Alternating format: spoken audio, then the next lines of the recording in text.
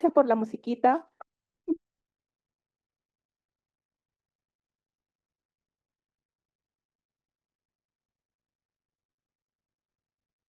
Oh, ok, muy buenas tardes. ¿Ya podemos empezar? Sí, ya. Muchas gracias por estar aquí. Bienvenidos a todos en esta soleada tarde de primavera.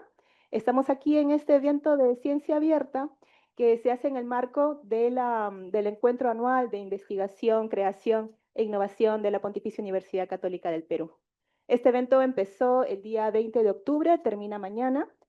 Y es un evento multidisciplinario, abierto, que convoca a representantes del Estado, del sector público, de la sociedad civil, todos para dialogar en torno a los temas que nos importan, que son la ciencia, el arte, la tecnología y el desarrollo social. Entonces vamos a empezar ya. Para que nos dé las palabras de bienvenida, presento al jefe de la Oficina de Investigación de la Pontificia Universidad Católica del Perú. Por favor, Pedro Bernal.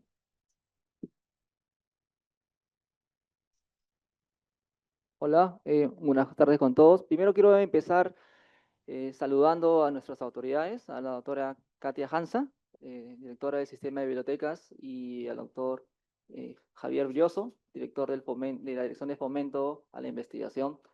A todos ustedes, profesores, estudiantes, colegas, público en general, que nos acompañan el día de hoy en este importante evento que se da en el marco del encuentro anual de investigación, creación e innovación.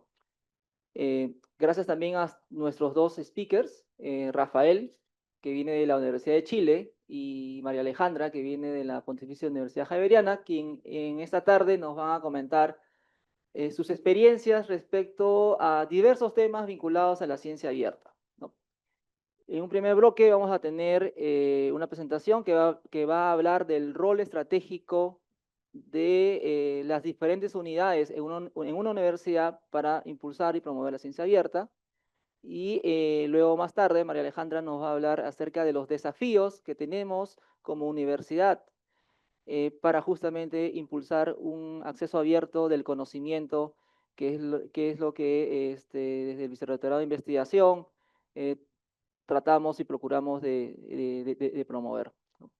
Estos temas son muy importantes porque, como bien podemos entender, cuando hablamos de ciencia abierta, no nos referimos solo a publicaciones, también estamos hablando de gestión de datos, producto de la investigación, estamos hablando de acceso, ¿no?, al conocimiento, no solamente de los investigadores, los docentes o de la comunidad académica, sino también de la ciudadanía en general.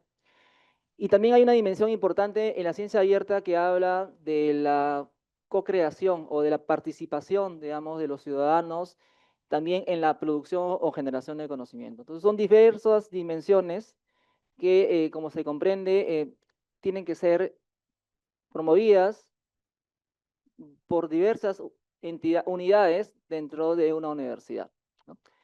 Y luego María Alejandra nos va a compartir el tema de cuáles son los desafíos que tenemos como universidad justamente para avanzar en eso. No quiero hacer un spoiler, así que dejo aquí mi intervención. Y nuevamente agradezco a todos ustedes por estar aquí presentes y doy la palabra nuevamente a Claudia para que pueda iniciar con la moderación de este primer bloque. Muchísimas gracias.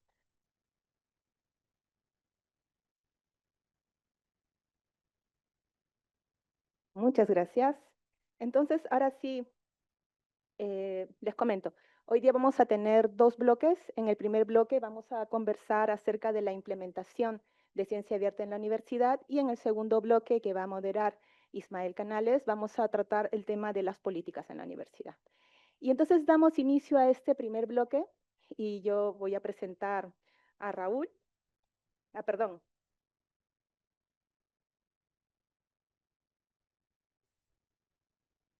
a Rafael Castillo. Él es director de la Dirección de Servicios de la Información y Bibliotecas de la Universidad de Chile. Cuenta con más de 20 años de experiencia en ciencias de la información y más de 12 en diseño web, especializándose en la experiencia del usuario, diseño de interfaces y gestión de sistemas de información académicos. Su trayectoria combina la gestión bibliotecaria con la innovación tecnológica, orientada al fortalecimiento de infraestructuras digitales para la investigación y la docencia. Es egresado de la Pontificia Universidad Católica de Chile, donde obtuvo el grado de magíster en procesamiento y gestión de la información. Profesor Rafael, muchas gracias.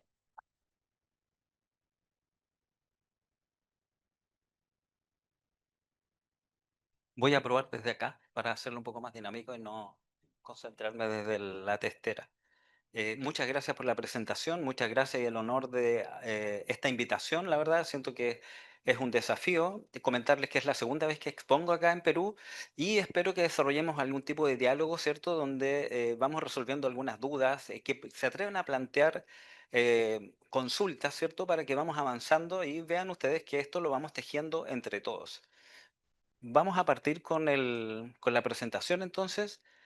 Este va a ser la agenda de lo que vamos a ver hoy, partiendo, ¿cierto?, por plantear una base en cuanto a lo que denomino el lenguaje que debemos manejar con respecto a la temática, que en este caso es ciencia abierta.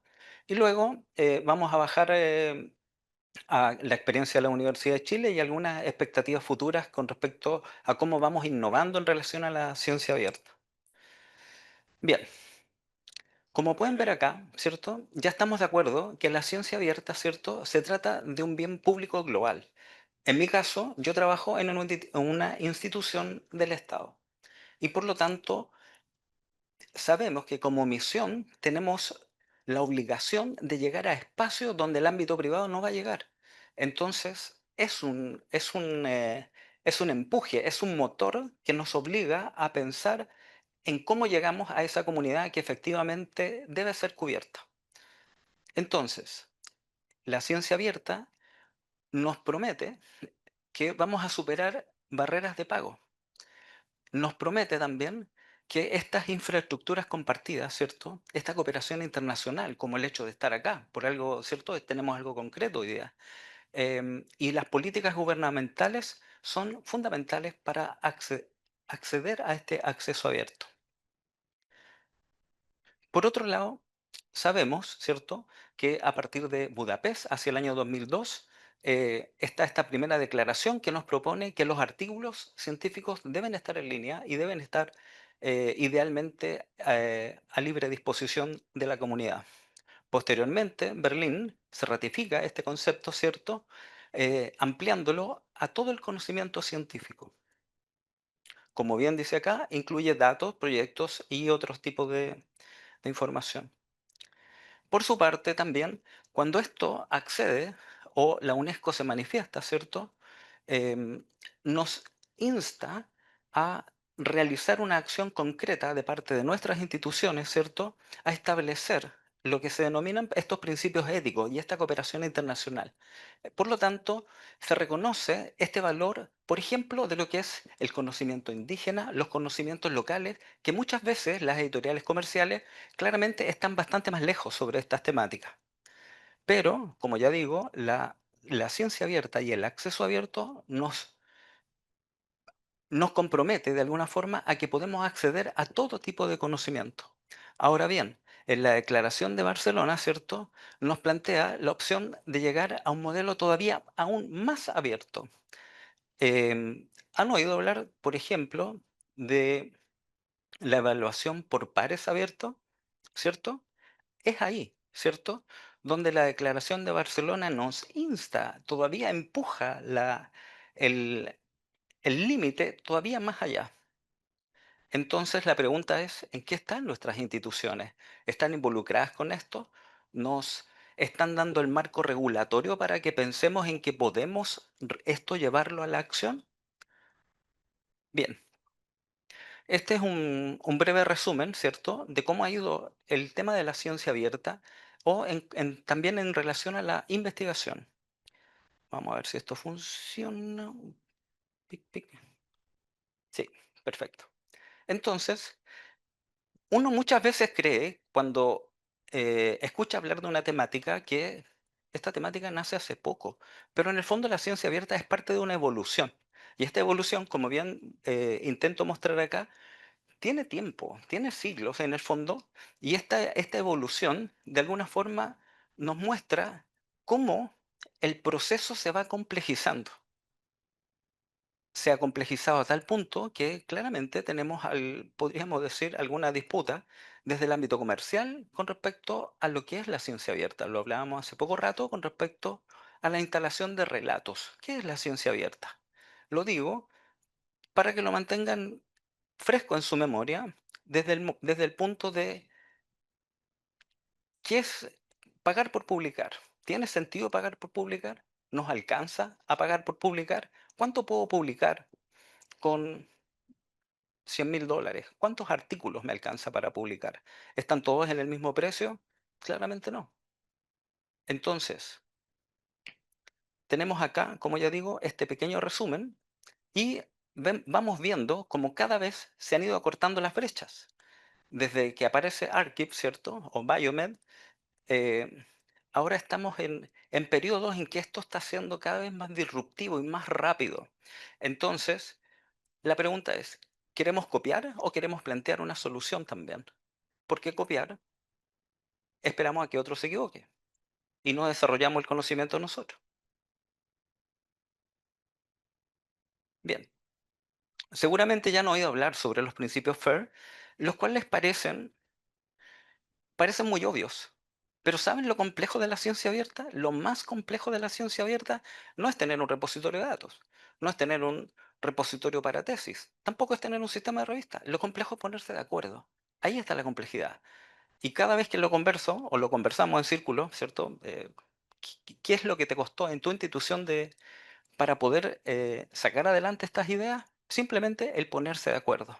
Porque obviamente, como bien dice un colega, todos tenemos intereses, incluido tú, o sea, yo, ¿cierto? Entonces, sabemos, por ejemplo, quiero mencionar uno en particular, cuando decimos que los metadatos o los datos deben tener, por ejemplo, un identificador.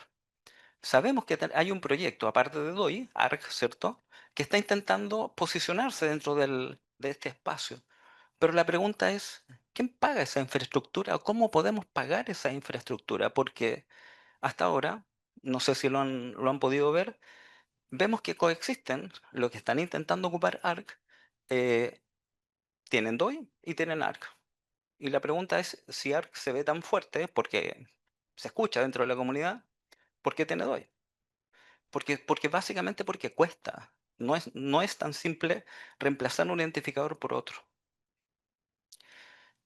Y quería comentar, por ejemplo, en la Universidad de Chile, desde el año pasado comenzamos un proyecto para agregar DOI, este identificador, a todas las tesis. Partimos por 8.000, que era la cantidad de DOI que teníamos disponible. Más de alguien me puede decir, ¿y Handlet?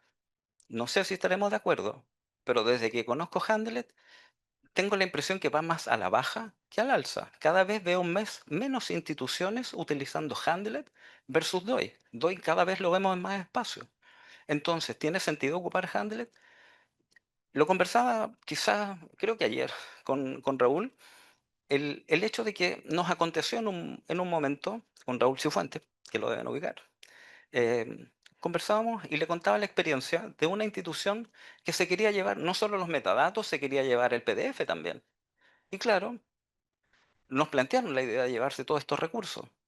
Obviamente no estoy de acuerdo, porque si ellos se llevan esto, yo voy a dejar de saber vía métricas cuál es el impacto que está teniendo mi institución. Yo les planteé a esta gente que por favor se llevaran solamente los metadatos, que no se llevaran el archivo. Entonces, les propuse, ¿cierto?, esta cosecha, y también eso originó y ratificó la idea que asignar DOI a nuestros recursos nos iba a garantizar al menos que alguien se incentivara con la idea de llevarse los archivos también. Y ha funcionado, porque obviamente, ¿cierto?, para que esto funcione, tiene que ser encontrable, accesible, interoperable y reusable, pero no, ojo, pero no llevarse el archivo final, porque está degradando y está no permite saber el impacto de la investigación en la institución. Pic, ahí está. Entonces, dentro de estos principios FAIR, ¿cierto? Que también son procesos que de alguna forma evolucionan y tenemos que estar de acuerdo en eso. Estos principios FAIR, por sí solo, claro, estoy de acuerdo, no garantiza por sí solo la calidad o la integridad de los datos científicos, pero es un paso adelante y claramente nosotros como comunidad informada podemos ir ayudando a que esto evolucione también. No solamente tenemos que ser consumidores, sino que también tenemos que ser agentes de juicio para aportar al desarrollo de esto. Por otro lado, dentro de la universidad, estamos desarrollando y estamos empujando el Data Steward como una opción para poder mejorar los metadatos. En el repositorio de datos que tenemos en la universidad, los académicos e investigadores, ellos publican. Pero la preocupación por la calidad del dato, yo diría que está más bien asociado a nuestra profesión, porque nosotros somos conscientes que un nombre mal escrito o insuficiente eh, va a degradar la calidad del sistema. Entonces el Data Steward, ¿cierto? Como bien lo dice acá, ayuda de alguna forma a que la gobernanza de datos sea ejecutada y de alguna forma nos permite también consolidar que el sistema sea consistente, que ustedes ya lo saben. Si, si me permitieran revisar algún repositorio, les aseguro que vamos a encontrar de un cuanto hay las formas de citar a un autor. Entonces, el rol del Data Steward recae en la profesión, desde mi punto de vista, en el bibliotecario, porque tenemos el juicio desarrollado. Sabemos exactamente de qué estamos hablando. Por otro lado, los Data Stewards, ¿cierto? De alguna forma ayudan a hacer el apoyo de la institución a que toda la discusión con respecto a la gobernanza se cristalice. Por lo tanto, no solo hay que cuidarlo, hay que de alguna forma formarlo. em, Tenemos que darle el espacio para que la institución se apoye en este cargo. Ahora, dentro de los puntos claves, ¿cierto? De lo que es un Data Steward, ¿cierto? Eh, no solo lleva la gobernanza diaria de los datos, sino que también de la calidad. Pero también nos permiten tener la confianza en que es una autoridad y tiene la experiencia en el manejo de datos, porque además puede desarrollar una gestión integral. Ustedes saben, y yo digo que es casi un lenguaje cuando hablo de Mark, ¿cierto? Es casi un lenguaje, es decir, tenemos tan incorporados lo que son los metadatos, la importancia de la calidad de los metadatos, que es una habilidad que ya está desarrollada. Por lo tanto, creo que claramente el profesional de la ciencia de la información es quien debe resolver esto. Es todo un punto. ¿Por qué? Porque claramente dentro de la universidad también existen tensiones, pero es la forma de crecer. A ver, ¿quién más podría ser Data Steward? Uno podría pensar que un doctorado, postdoctorado, un súper especialista en un área podría ayudar a curar los datos. Yo prefiero ir por el siguiente camino que me parece más sustentable. El bibliotecario debiera apoyarse claramente cuando hay dudas en las temáticas en el especialista, pero la aplicación final recae en el profesional de la información. ¿Sí? Otro concepto que es la revisión abierta. Estamos dispuestos, yo creo que muchas veces se teme, ¿cierto? Eh, el, el que se conozca quién desarrolla qué dentro de un proceso. Y tenemos que estar ciertos que dentro de todo el proceso que hemos estado conversando hoy, ¿cierto? Sobre revistas depredadoras y que la verdad que muy interesante, este tipo de políticas ayudan a que eso no acontezca, ¿sí? Porque un artículo que es abierto, ¿cierto? Yo conozco la identidad de los revisores, ¿cierto? son informes públicos, de alguna forma me permite dar confianza a lo que se está realizando. Entonces, ¿cuáles son las ventajas de una revisión abierta? Aumenta la transparencia, la confianza en el proceso, acceder a un histórico, ¿cierto?, de la validación de los artículos y también, por supuesto, fomenta la rendición de cuentas. ¿Cuál es el desafío que tiene esto? La falta de objetividad, por supuesto, somos humanos. El conocimiento de las entidades también puede generar autocensura y, por supuesto, temor a represalias. Los preprint. Cada vez, ¿cierto? Estamos viendo que estos procesos se están haciendo cada vez más populares y también ayuda a que se conozca y sometas a juicio el artículo que vas a publicar previamente, antes de que sea la última versión publicable, ¿cierto? Entonces, eh, ¿cuáles son las ventajas? Una difusión rápida y un mayor acceso y rápidamente a lo que es el proceso de investigación. ¿Qué pasa con los preprint? Claramente, obvio, no han sido revisados por expertos, por lo que las conclusiones se pueden interpretar con mucha precaución, por supuesto. Pero también tenemos algunos ejemplos. Todos vivimos lo que fue el COVID y la necesidad que había de publicar rápidamente. Ese es un ejemplo súper claro de cómo un preprint, ¿cierto?, ayudó en la solución de un problema mundial. La ciencia ciudadana, lo mencionó brevemente Pedro, ¿cierto? También es un desafío. Porque de alguna manera integrar a la comunidad, al resto de la comunidad, creo que es una responsabilidad de las instituciones de educación. Lo comentaba recién con la colega y hacíamos la metáfora de que la universidad es como el cerebro de la universidad, perdón, del país. Es lo que le permite pensar e integrar al ciudadano común y corriente en procesos investigativos, entiendo claramente, quizás no es en todo, pero imagínense lo que pueda significar. Yo no sé si lo notan para los colegas que son de acá de la PUC, pero en mi caso que he podido estar en alguna oficina, lo comentábamos con María Alejandra también, acerca de los pajaritos, que nos llamaba mucho la atención lo agradable que es escucharlos. Pero imagínense que se desarrolle un de investigación sobre aves en el sector, donde puedan colaborar los estudiantes de la universidad tomando fotografías y que esas fotografías vayan a parar a un repositorio.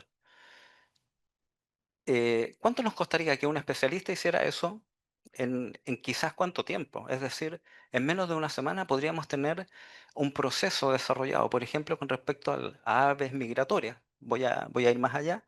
eh, de alguna forma graficado a través de estudiantes que se involucran en el proceso. Entonces, la ciencia ciudadana, ¿cierto?, es una participación claramente en lo que es un proceso de investigación.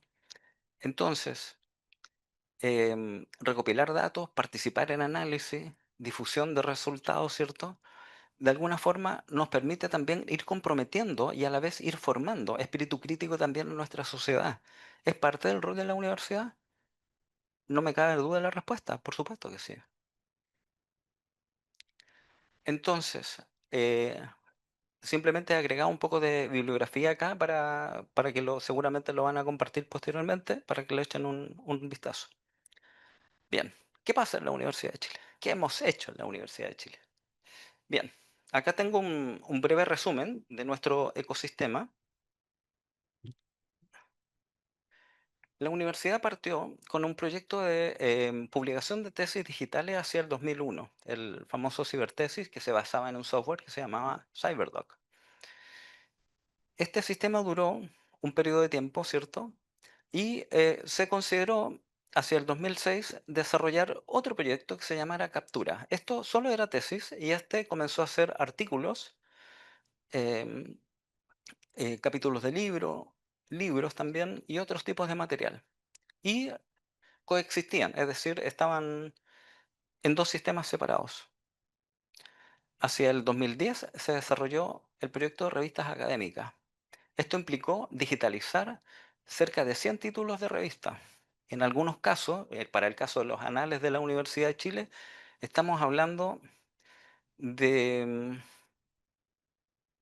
no me quiero equivocar, 80 años o más de historia, digitalizado y subido en el sistema, en un Open Journal System, OJS. Luego sacamos en el año 2012 el portal de libros. Coincide con la migración y ya definitivamente olvido, ¿cierto?, de este proyecto, que igual se produce un poco antes. Y acá, esto es clave, sacamos repositorios latinoamericanos y el repositorio académico eh, pasa a ser lo siguiente, la fusión de cibertesis y captura, es decir, cubre el mismo sistema, repositorio académico, cubre tesis, artículos, libros, capítulos de libros, actas y una serie de otro tipo de archivos. ¿Por qué la fusión? Porque nos dimos cuenta que de alguna forma estábamos dividiendo el acceso al contenido de la universidad en dos plataformas y sentimos que nos estaba restando. ¿Por qué? Porque en el fondo piensen ustedes, cuando buscan información, ¿les es muy relevante que sea un artículo o puede ser una tesis y tengo que repetir la búsqueda? Yo prefiero uno, la verdad, en términos personales. Y si me preguntan el dato, se los puedo dar. 20 millones de visitas al año. 500 usuarios concurrentes al segundo. Es decir, funciona. ¿Cómo sabemos eso? Hacemos mediciones vía Google Analytics. ¿Y qué acontecimientos hemos tenido con respecto al repositorio académico? Lo publiqué hace un tiempo en LinkedIn, debe haber sido en junio quizá. No podía mantenerse el sistema estable. ¿Por qué no se podía mantener estable? Porque OpenAI y Perplexity estaban recolectando datos. Entonces, eh, nos llevó a pensar y nos lleva a pensar en cómo podemos mejorar. Si la inteligencia artificial va a entrar a sacar nuestros datos, tenemos que pensar en realidad qué quiero que diga la inteligencia artificial de mi información. Y bueno, hay algunas metodologías. Es decir, le puedo decir cómo recolecta la información y cómo la reconozca para que después la muestre. Porque una de las grandes críticas, ¿cierto? Y me imagino que más de alguno de ustedes ha participado en procesos de descripción de información para que fueran parte de Google y ahora ese sistema quedó obsoleto, lo que se denomina el SEO. Entonces, nuestra gran preocupación ahora es que se reconozca nuestro contenido desde estos sistemas de inteligencia artificial. ¿Qué más? El proyecto de revistas chilenas implicó la recolección del mayor repositorio de revistas que hay en Chile, aproximadamente 300 títulos, como 300.000 artículos, que fuimos recolectando institución por institución en una búsqueda eh, humana todavía, y donde pensamos que hay una serie de desafíos. En este lugar es posible encontrar todos los artículos que se han publicado en Chile de manera digital desde hace varios años. Em, y creemos que la siguiente etapa es poder mostrar indicadores, es decir, cuáles son las principales temáticas que se cubren en Chile. Podríamos saberlo a través de esto. No tienes que recorrer a todas las instituciones, puedes venir a buscarlo acá.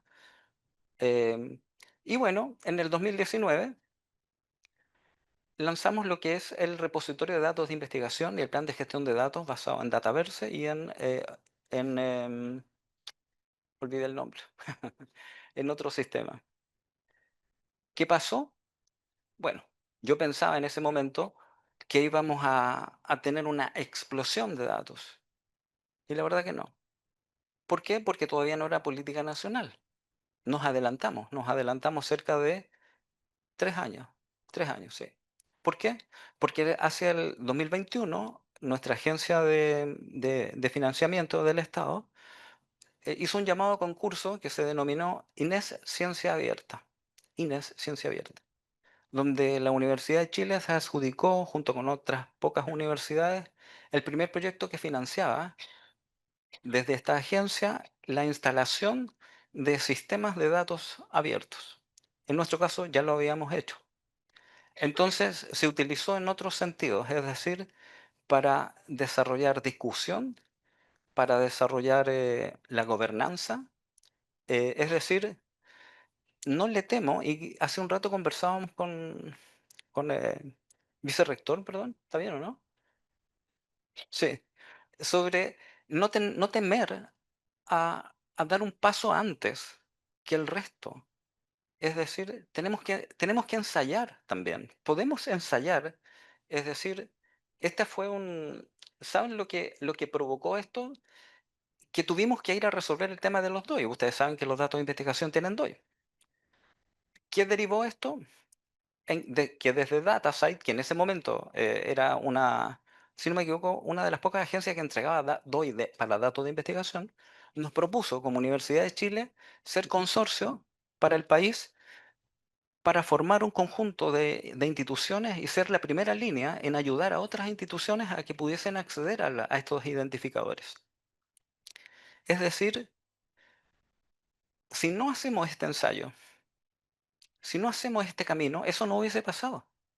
Por eso digo que hablábamos hace un rato de OpenAlex, que seguro que ya lo ubican, y yo proponía, investiguemos OpenAlex, usémoslo, saquemos datos de OpenAlex. No puedo garantizar que va a reemplazar el Pure, pero le aseguro que va a estar cerca, y quizás más cerca de lo que uno piensa. Te va a formar una opinión técnica, y vas a poder evaluar esta herramienta y vas a poder decir al final del día, ¿sabes qué? Me quedo con mi sistema CRIS, que me da independencia, que me da más datos y que puedo desarrollar cuestiones que están mucho más allá de lo que me da un sistema propietario, como en el caso de Pure. Entonces, todos estos ensayos, la verdad es que han sido aciertos. Muchos nos han implicado tiempo de investigación. Em, Voy a mirar. En el 2024 lanzamos la red de investigadoras de la Universidad de Chile. Esto dentro del marco de lo que se conoce como INES de género, para destacar el contenido desarrollado por investigadoras de la universidad. ¿Por qué lo hicimos así? Porque sabíamos que era... primero nos dijeron que el proyecto implicaba un número acotado, es decir, teníamos que hacer el ensayo. Eran cerca de 80.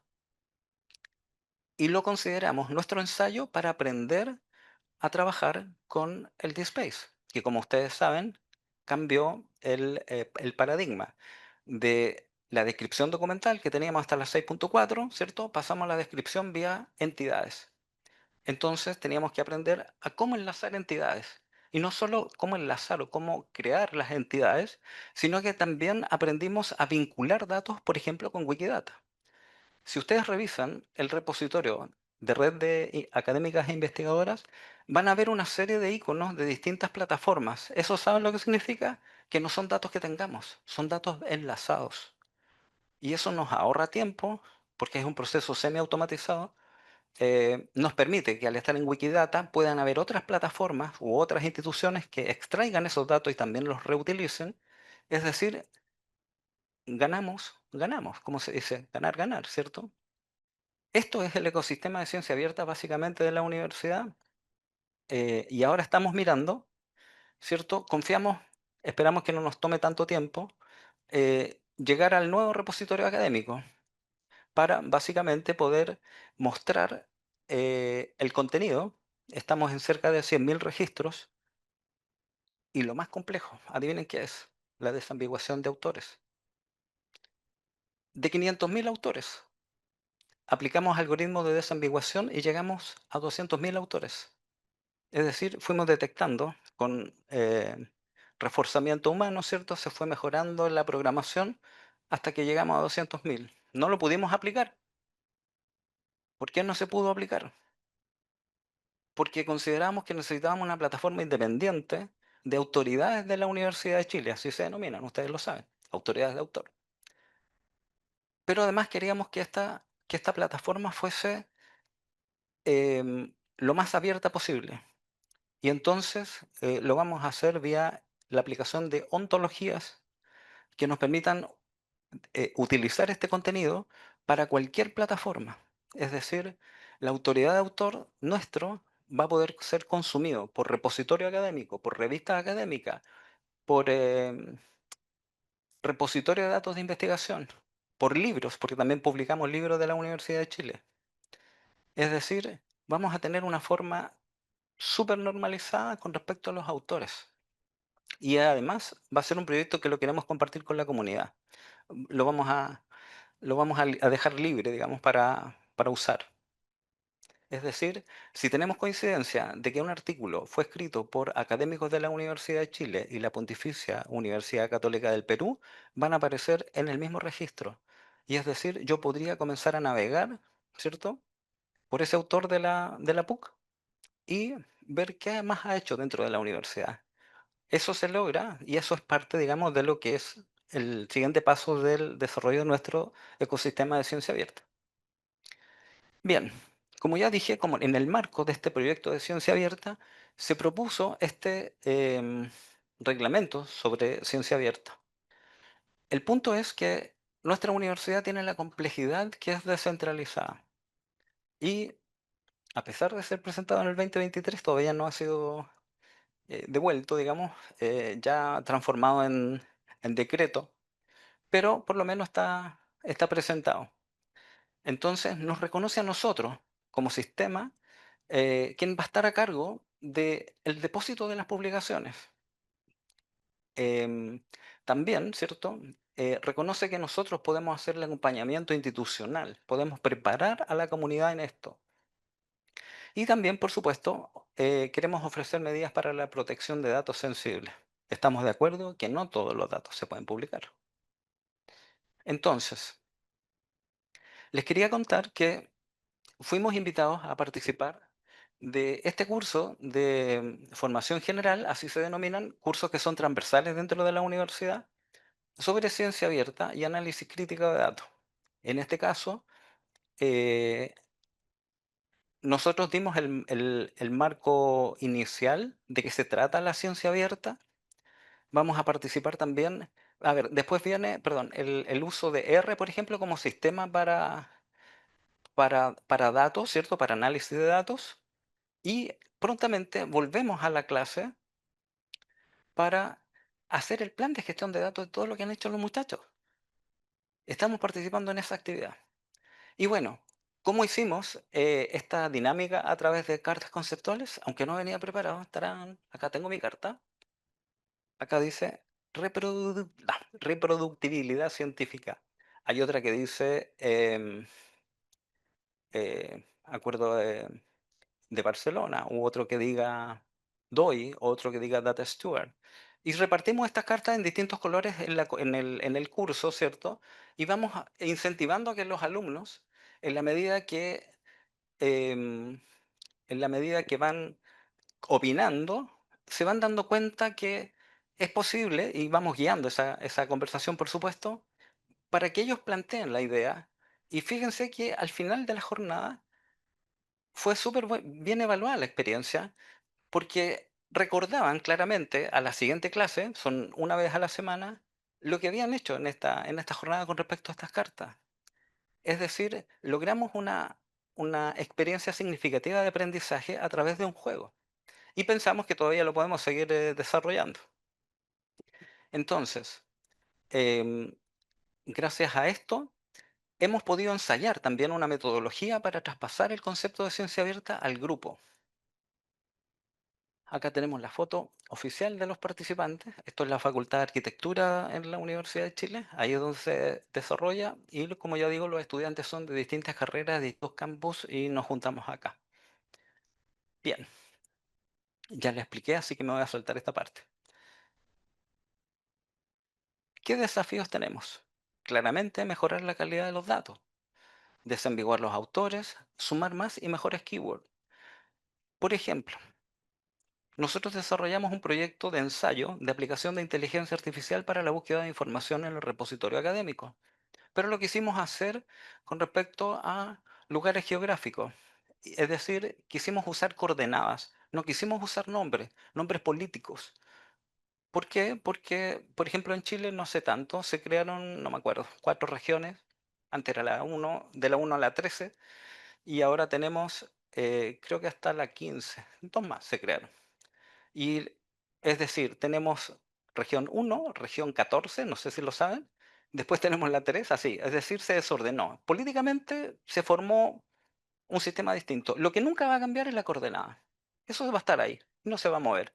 Entonces, hicimos un ensayo para, y ahí nos dimos cuenta que, a ver, geología, geografía, arquitectura, veterinaria, agronomía, geología, eh, qué sé yo, mecánica de suelo y una serie de ciencias, ¿cierto? O de áreas temáticas utilizan las coordenadas geográficas. Es decir, es un dato que tiene que estar presente. La pregunta es, ¿cuántos de ustedes pueden levantar la mano y decir que tienen entre sus metadatos coordenadas geográficas? Me voy a dar vuelta. No, ¿cierto? Yo sé que no, pero es clave. Pensemos en el usuario final, no podemos pensar en nosotros. ¿Le interesará a alguien? Por supuesto que le interesa. ¿Qué estamos pensando ahora? ¿Cómo vamos en el tiempo? Excelente. Bien, les quiero, bueno, van a ver a partir de ahora, cuando vean el color verde, significa logrado. Logramos la integración, en este caso, de OJS y Dataverse. A través de un proyecto financiado por la agencia ANID, que así se denomina en Chile, em, comprometimos la integración desde revista a Dataverse y a la vuelta y de vuelta también. ¿Qué significó eso? Cambiar nuestra política de Dataverse. Hasta ese momento pensábamos, nosotros solo publicamos datos de investigadores de la Universidad de Chile. El punto es que ya lo hablábamos hace un rato, ¿cierto? Que las revistas que hace o de las cuales se preocupa la universidad son más bien, es contenido curado por la universidad. Sabemos que no puede ser, ¿cierto? Por endogamia, hecho por la universidad si quiere ser indexado. Entonces nos cuestionamos, ¿qué hacemos si ya nos comprometimos y nos encerramos nosotros mismos en esto? Es decir, que solo fuese contenido Universidad de Chile. Bueno, en realidad pensamos, pero las revistas las curamos nosotros, es decir, la Universidad de Chile. Abrámosle un espacio diferenciado dentro del sistema de datos y lo hicimos. También significó hacer toda una investigación sobre lo que se conoce como Data Journal y Data Paper. Entonces, bajo ese concepto, nos fuimos a analizar cuáles son las revistas o cuáles eran las revistas que potencialmente pudiesen tener data paper, básicamente.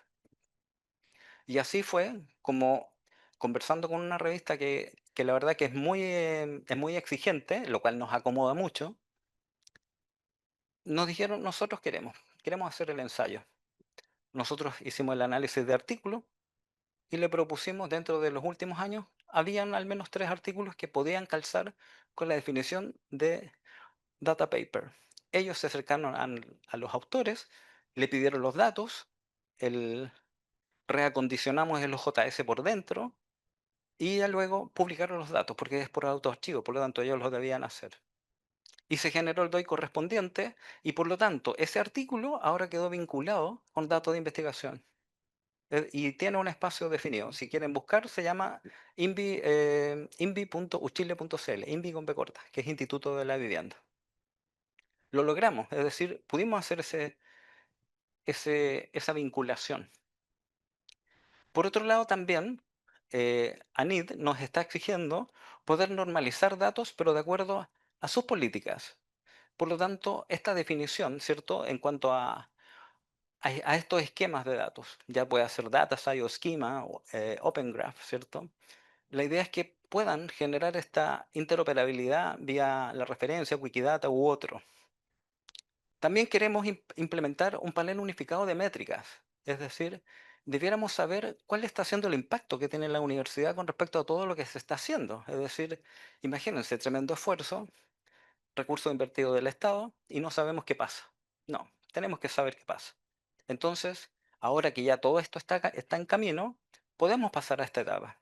Es decir, si no han comenzado, yo no sé si todos los que están acá son de la PUC o no. ¿Quién no es de la PUC? Solo por saber. Ya, hay varios, es genial.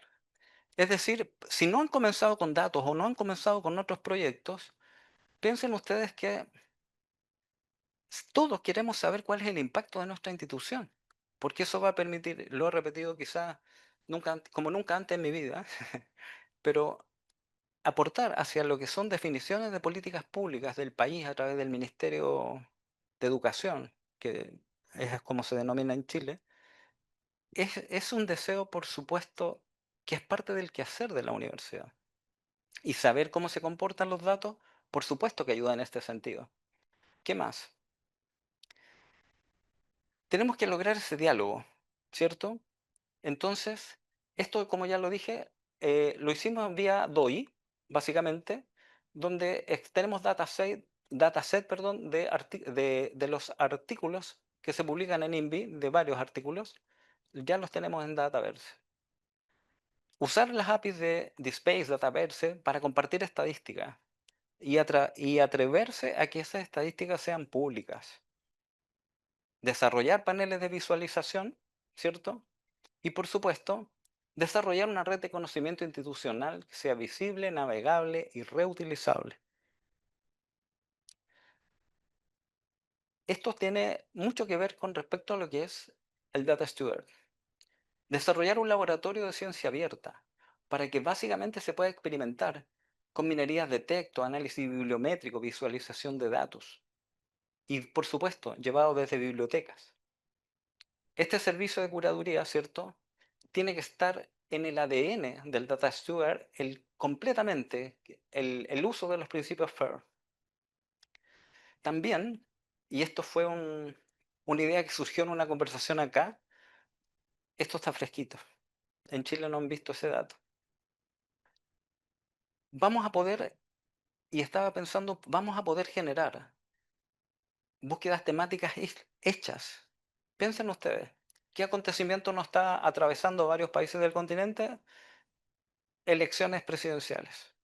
Si tu repositorio de datos, tú podrías preparar, tu repositorio académico, en nuestro caso, podría preparar tesis con búsquedas prehechas sobre esta información. Puede que también exista de Perú, no me extrañaría que en Chile hubiese datos de Perú, así como de acá también hay de Chile.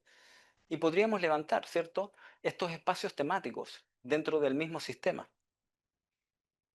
Por supuesto, APIs públicas. Todavía no llegamos al punto que les quiero mostrar. También crear embajadores o mentores sobre ciencia abierta en cada facultad.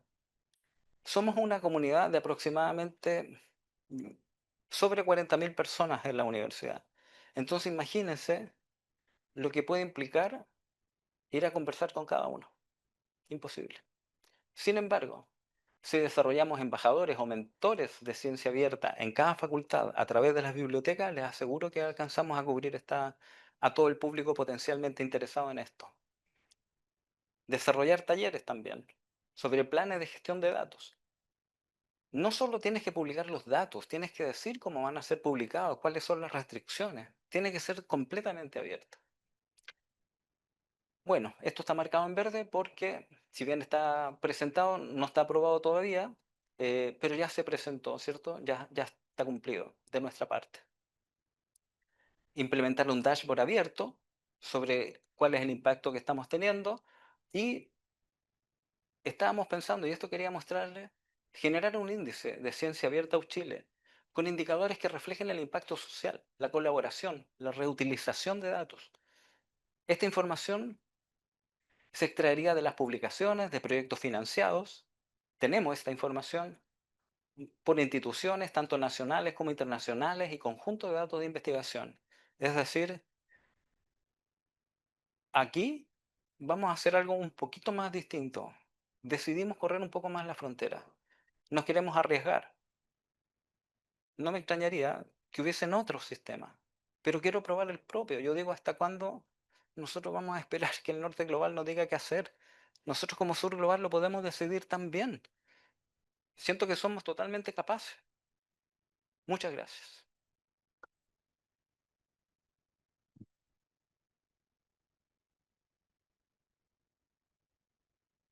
Muchas gracias, Rafael. Terminó a tiempo justito y entonces tenemos unos minutitos para preguntas de la sala.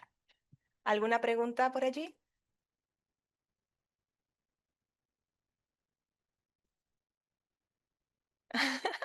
Ahí tiene una pregunta.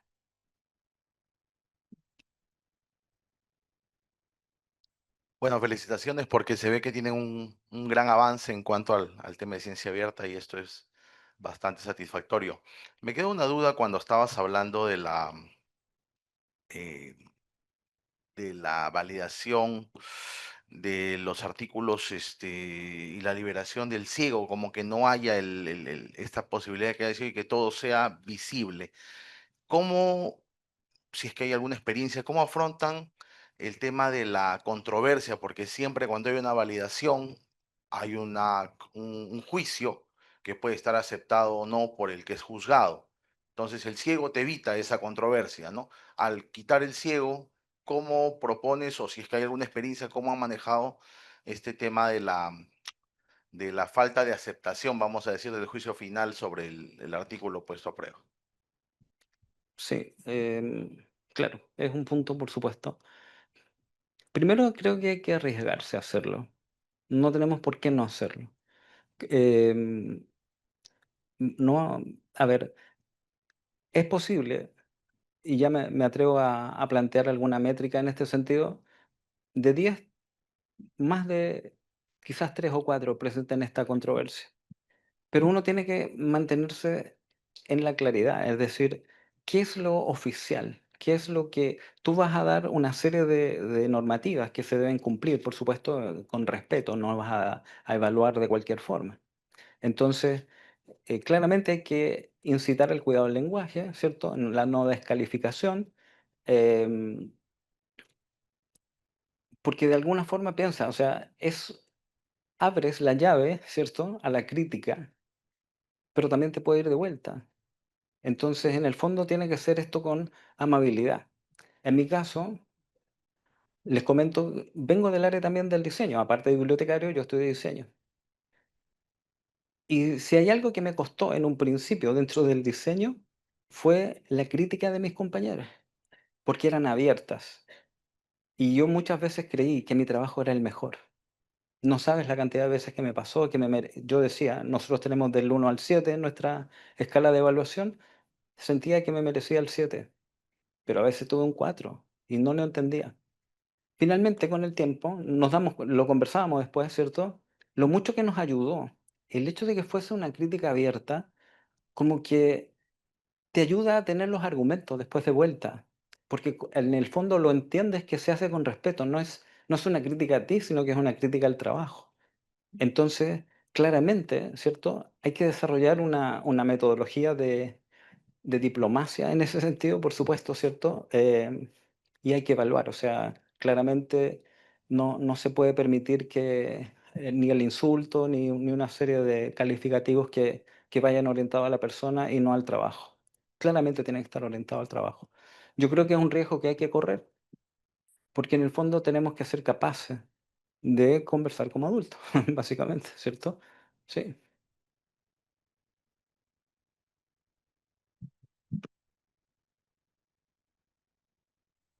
Sí, gracias. Rafael, permíteme regresar al tema de gobernanza de datos. ¿Cómo ustedes han manejado esos conflictos que surgen, por ejemplo, con TI, cuando te dicen, pero ¿por qué tu biblioteca? Si yo tengo al programador, tengo a la gente que administra las tablas SQL, pongo a un desarrollador para que me haga toda la codificación, me implemente el motor de metadatos. Entonces, ¿cómo se manejaron esas disputas obvias que se van a dar entre territorios? No, no, esto es territorio de biblioteca, no, esto es de TI. Entonces, ¿cómo lo ha manejado usted? ¿Cuál fue su experiencia en ese sentido?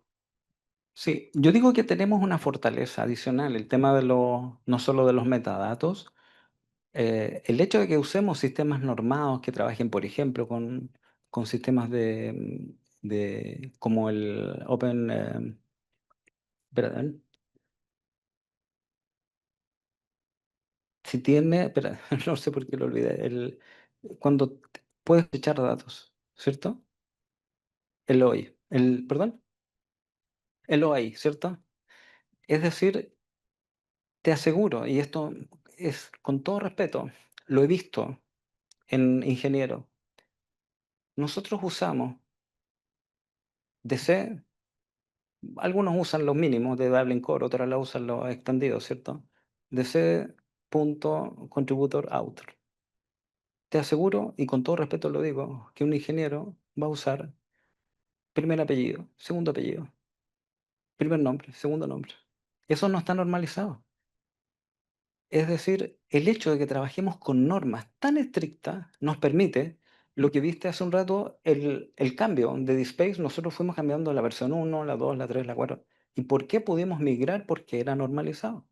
Es decir, te aseguro que cambias al equipo de programadores y ya no va a ser quizás, va a ser apellido A, apellido B. Es decir, no son normalizados y yo lo entiendo. Me lo dijo el ingeniero que trabaja con nosotros. Un día le digo, ¿sabes que estoy pensando en que me gustaría contratar a otro ingeniero?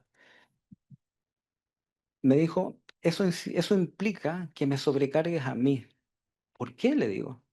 Es simple. Yo ya entiendo el negocio. Estoy con ustedes casi 10 años.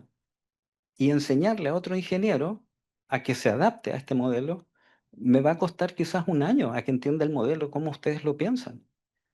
Me hizo sentido. Y en realidad dije, ok, no sé cómo lo vamos a hacer, vamos a tener que buscar un ingeniero que ya tenga experiencia ya en biblioteca. Nos va a ahorrar un poco de tiempo. Pero esa clave, quizás no sabemos programar, lo concedo, pero tenemos claro lo que he hablado de ontologías. Tengo otro proyecto que me encantaría mostrarlo, pero ya no hay tiempo.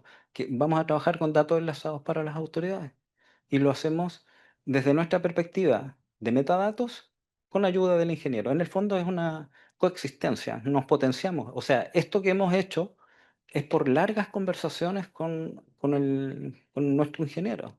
Y yo digo, él como ingeniero es un extraordinario bibliotecario, en serio. Porque de hecho, ¿sabes qué? Cuando hablamos de Mark, por ejemplo, campo 100, subcampo A, él ya sabe de qué estamos hablando. 245 y así, se maneja. Es genial. Eso.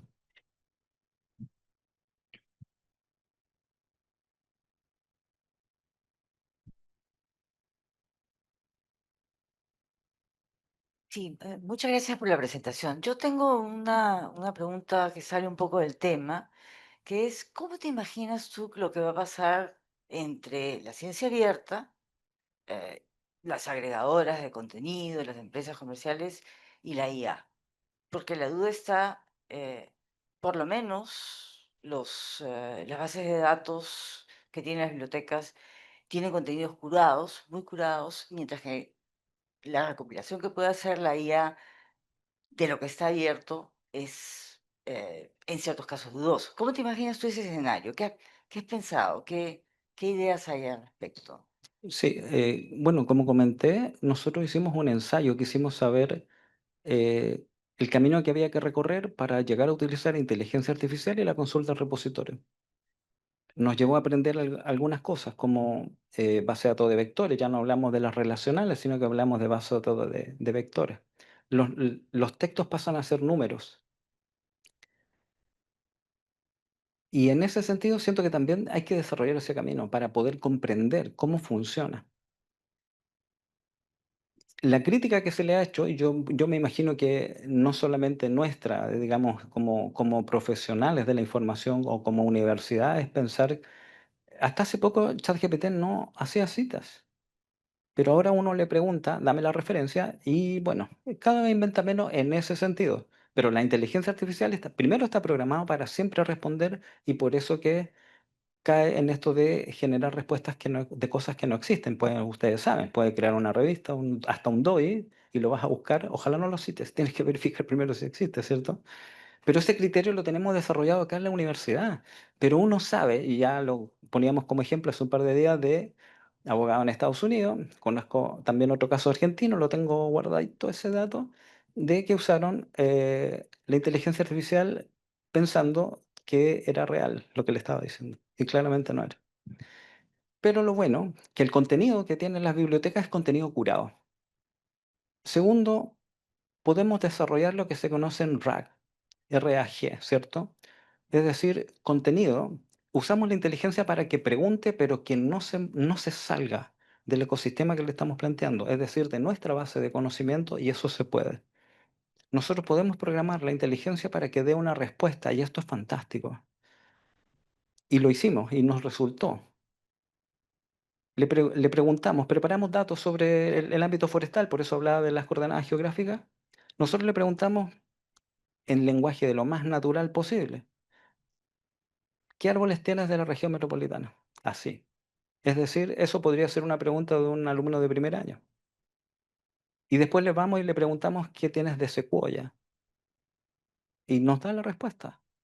Es decir, es capaz de establecer, bueno, gracias a la base de datos de vectores y esta, no sé si conocen estos sistemas multidimensionales, es capaz de establecer un vínculo. Me he preguntado hace un tiempo cómo es que sabe que el rey y reina son lo mismo o están muy cerca dentro del gráfico. Es porque utiliza y es capaz de reconocer, y esa es la gran innovación de la inteligencia artificial, es capaz de reconocer contextos. Es decir, si nosotros le damos el contexto, la respuesta va a ser mejor.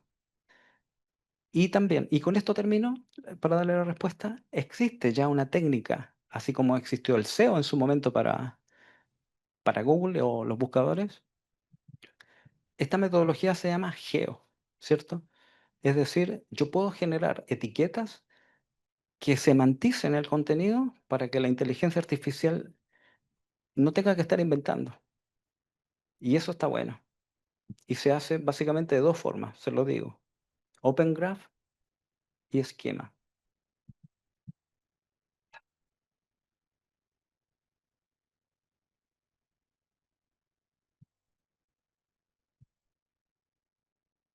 Ah, ¿qué tal? Aló, aló, aló. Disculpen, tengo más que todo dos preguntas en cuanto a quizás a veloz experiencia. Mencionó ontologías, mencionó graphic, y me interesa saber en su experiencia si ha formado usted parte o ha desarrollado proyectos que tengan que ver con aplicar grafos y aplicar ontologías a repositorios de tesis y artículos de investigación científica y el impacto que ha tenido esto, ¿no? Sí, la respuesta es sí.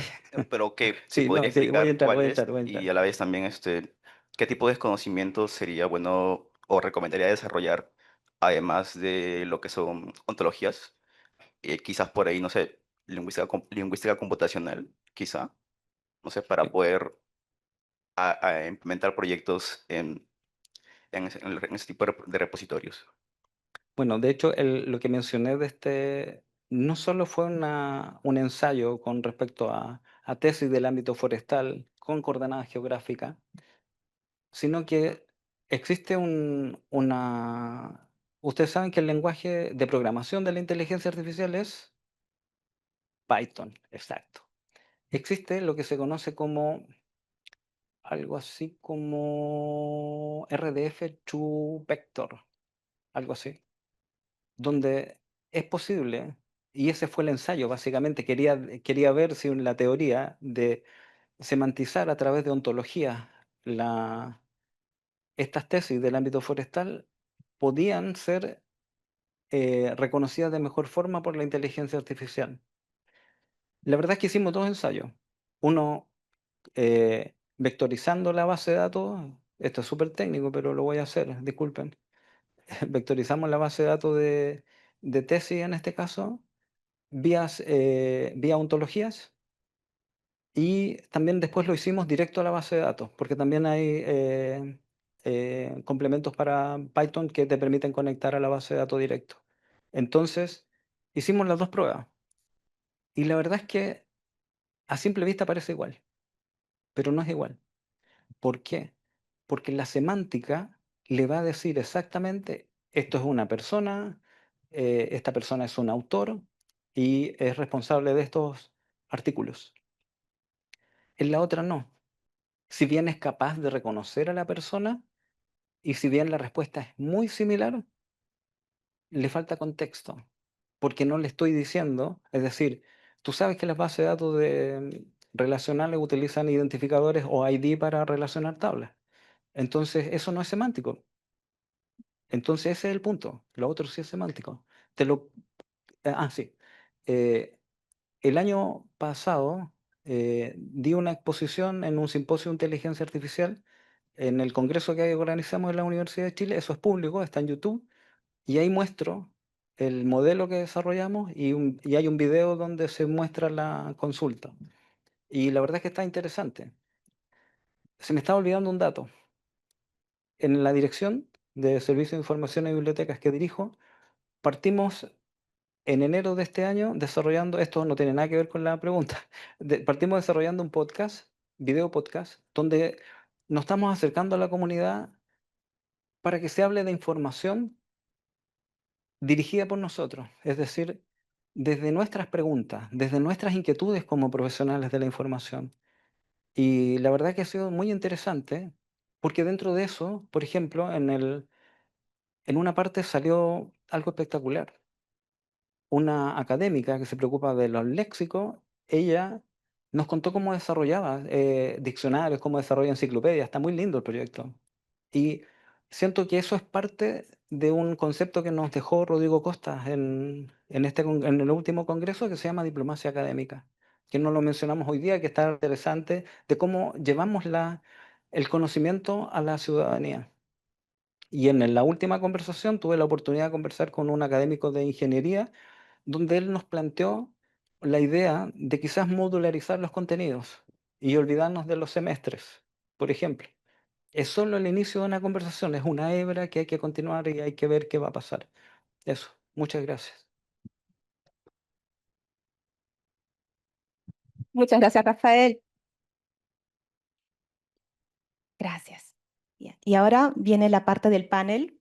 Por favor, tenemos a tres expertos que van a ser parte del panel. Yo voy a presentar al primero, que es Raúl Cifuentes. Ahí estoy con los dos. Bueno, Raúl Cifuentes.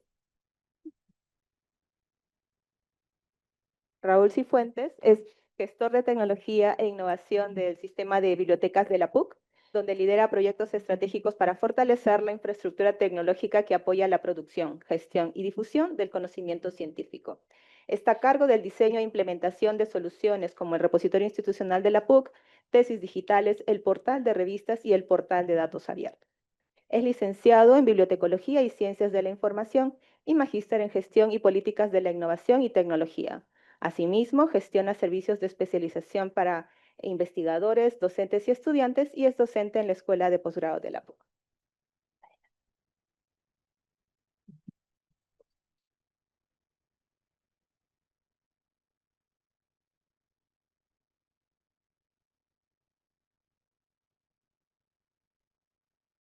Bien, buenas tardes. Muchas gracias por estar aquí. Agradezco al Vicerrectorado de Investigación por incorporar a la biblioteca en este tema de la ciencia abierta, donde la biblioteca tiene mucho que decir. Se han dado cuenta en la exposición anterior de mi colega Rafael Castillo de todas las cosas que se hacen en la biblioteca con relación a esto y que ya tienen tiempo. Muchos de ustedes conocerán de estos temas, estos conceptos, estos servicios, estos repositorios. Bien, yo les vengo a hablar exactamente no de la implementación, porque esta política de ciencia abierta de la universidad todavía no está implementada, sino les voy a contar un poco la historia de esta famosa política que ya tiene tiempo y que muchos de ustedes, mis colegas locales de la PUC, quizá digan, ya estamos hasta acá con este nombre de la ciencia abierta y de la política que hasta ahora no la vemos, ¿no? Bien, les voy a contar un poco la historia para que comprendan mejor este proceso.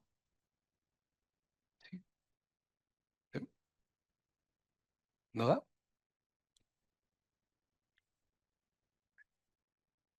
Ya, ahora sí. ¿Por qué una política de ciencia abierta en primer lugar? ¿No? Ya no vamos a entrar en detalle en los conceptos porque Rafael ha mencionado ya, ha desarrollado varios conceptos en las introducciones, se ha hablado mucho de estos conceptos. Pero sí es necesario decir, ¿pero por qué? Si tenemos ya funcionando en la biblioteca o en la PUC o en nuestras universidades estos elementos, estos proyectos que venimos viéndolo desde hace ya algunos años, ¿no? Pero, ¿por qué necesitamos eso?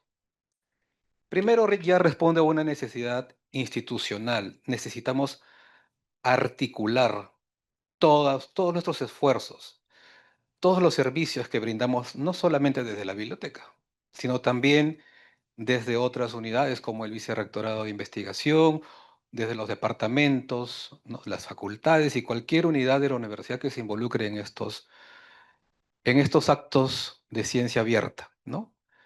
Además, esta política nos va a permitir reforzar el compromiso con el acceso libre al conocimiento, de la cual nosotros hemos tomado la bandera ya desde hace algunos años y estamos siempre en la lucha de abrir el conocimiento no solamente para la comunidad universitaria local, sino para toda la comunidad, incluso aquella que no es parte de la comunidad científica, porque de eso se trata. Se trata de que la ciencia abierta no solamente esté abierta para los científicos, sino para la comunidad en general. Y ahí hay un compromiso muy importante, ¿no? La ciencia se abre no solamente para, al poner un documento descargable, ¿no? Al poner todos los contenidos o los datos de manera libre, sino también tenemos que utilizar un lenguaje de manera tal que lo comprendan las personas que no son científicos o no son académicos. Ahí también está la apertura. Y es ahí donde también ataca esta política de ciencia abierta que está basada aquí en la PUC en el documento o las recomendaciones de ciencia abierta de la UNESCO. ¿Sí? Bien, entonces tenemos muchos esfuerzos nosotros. Hemos desarrollado, nuestra historia es muy similar con la de la Universidad de Chile. Las fechas son muy similares. Cibertesis no tuvimos acá por temas que no vale la pena comentar, pero ya se la comenté a Rafael, ella entendió por qué no tuvimos cibertesis, pero más o menos a partir del año 2010 empezamos con este camino que tecnológicamente significó utilizar un software como el DSpace para abrir las tesis. ¿Sí? Y a partir de entonces ya la historia es muy similar. Incluso el año 2019 recuerdo que coincidimos las 3 universidades que sacaron portales de datos abiertos en la región. En un evento, recuerdo, la anterior directora de la Universidad de Chile era Gabriela Ortúzar y Margarita Lisowska de la Universidad del Rosario. Coincidentemente nos sentamos en la misma mesa y conversamos y no sabíamos los 3 que habíamos sacado un portal de datos casi al mismo tiempo, con un mes de diferencia, las 3 universidades. Entonces, intuitivamente también nosotros nos adelantamos, porque este tema de los datos también recién, digamos, incluso algunos de ustedes habrán recibido un oficio de Concitec que está pidiendo ya que cumplan con la normativa a partir de enero del próximo año. Entonces los datos van a movernos el piso. Bueno, y aquí estamos para las consultas que ustedes quieran. Bien, entonces, la ciencia abierta, este concepto que nos está moviendo a este evento,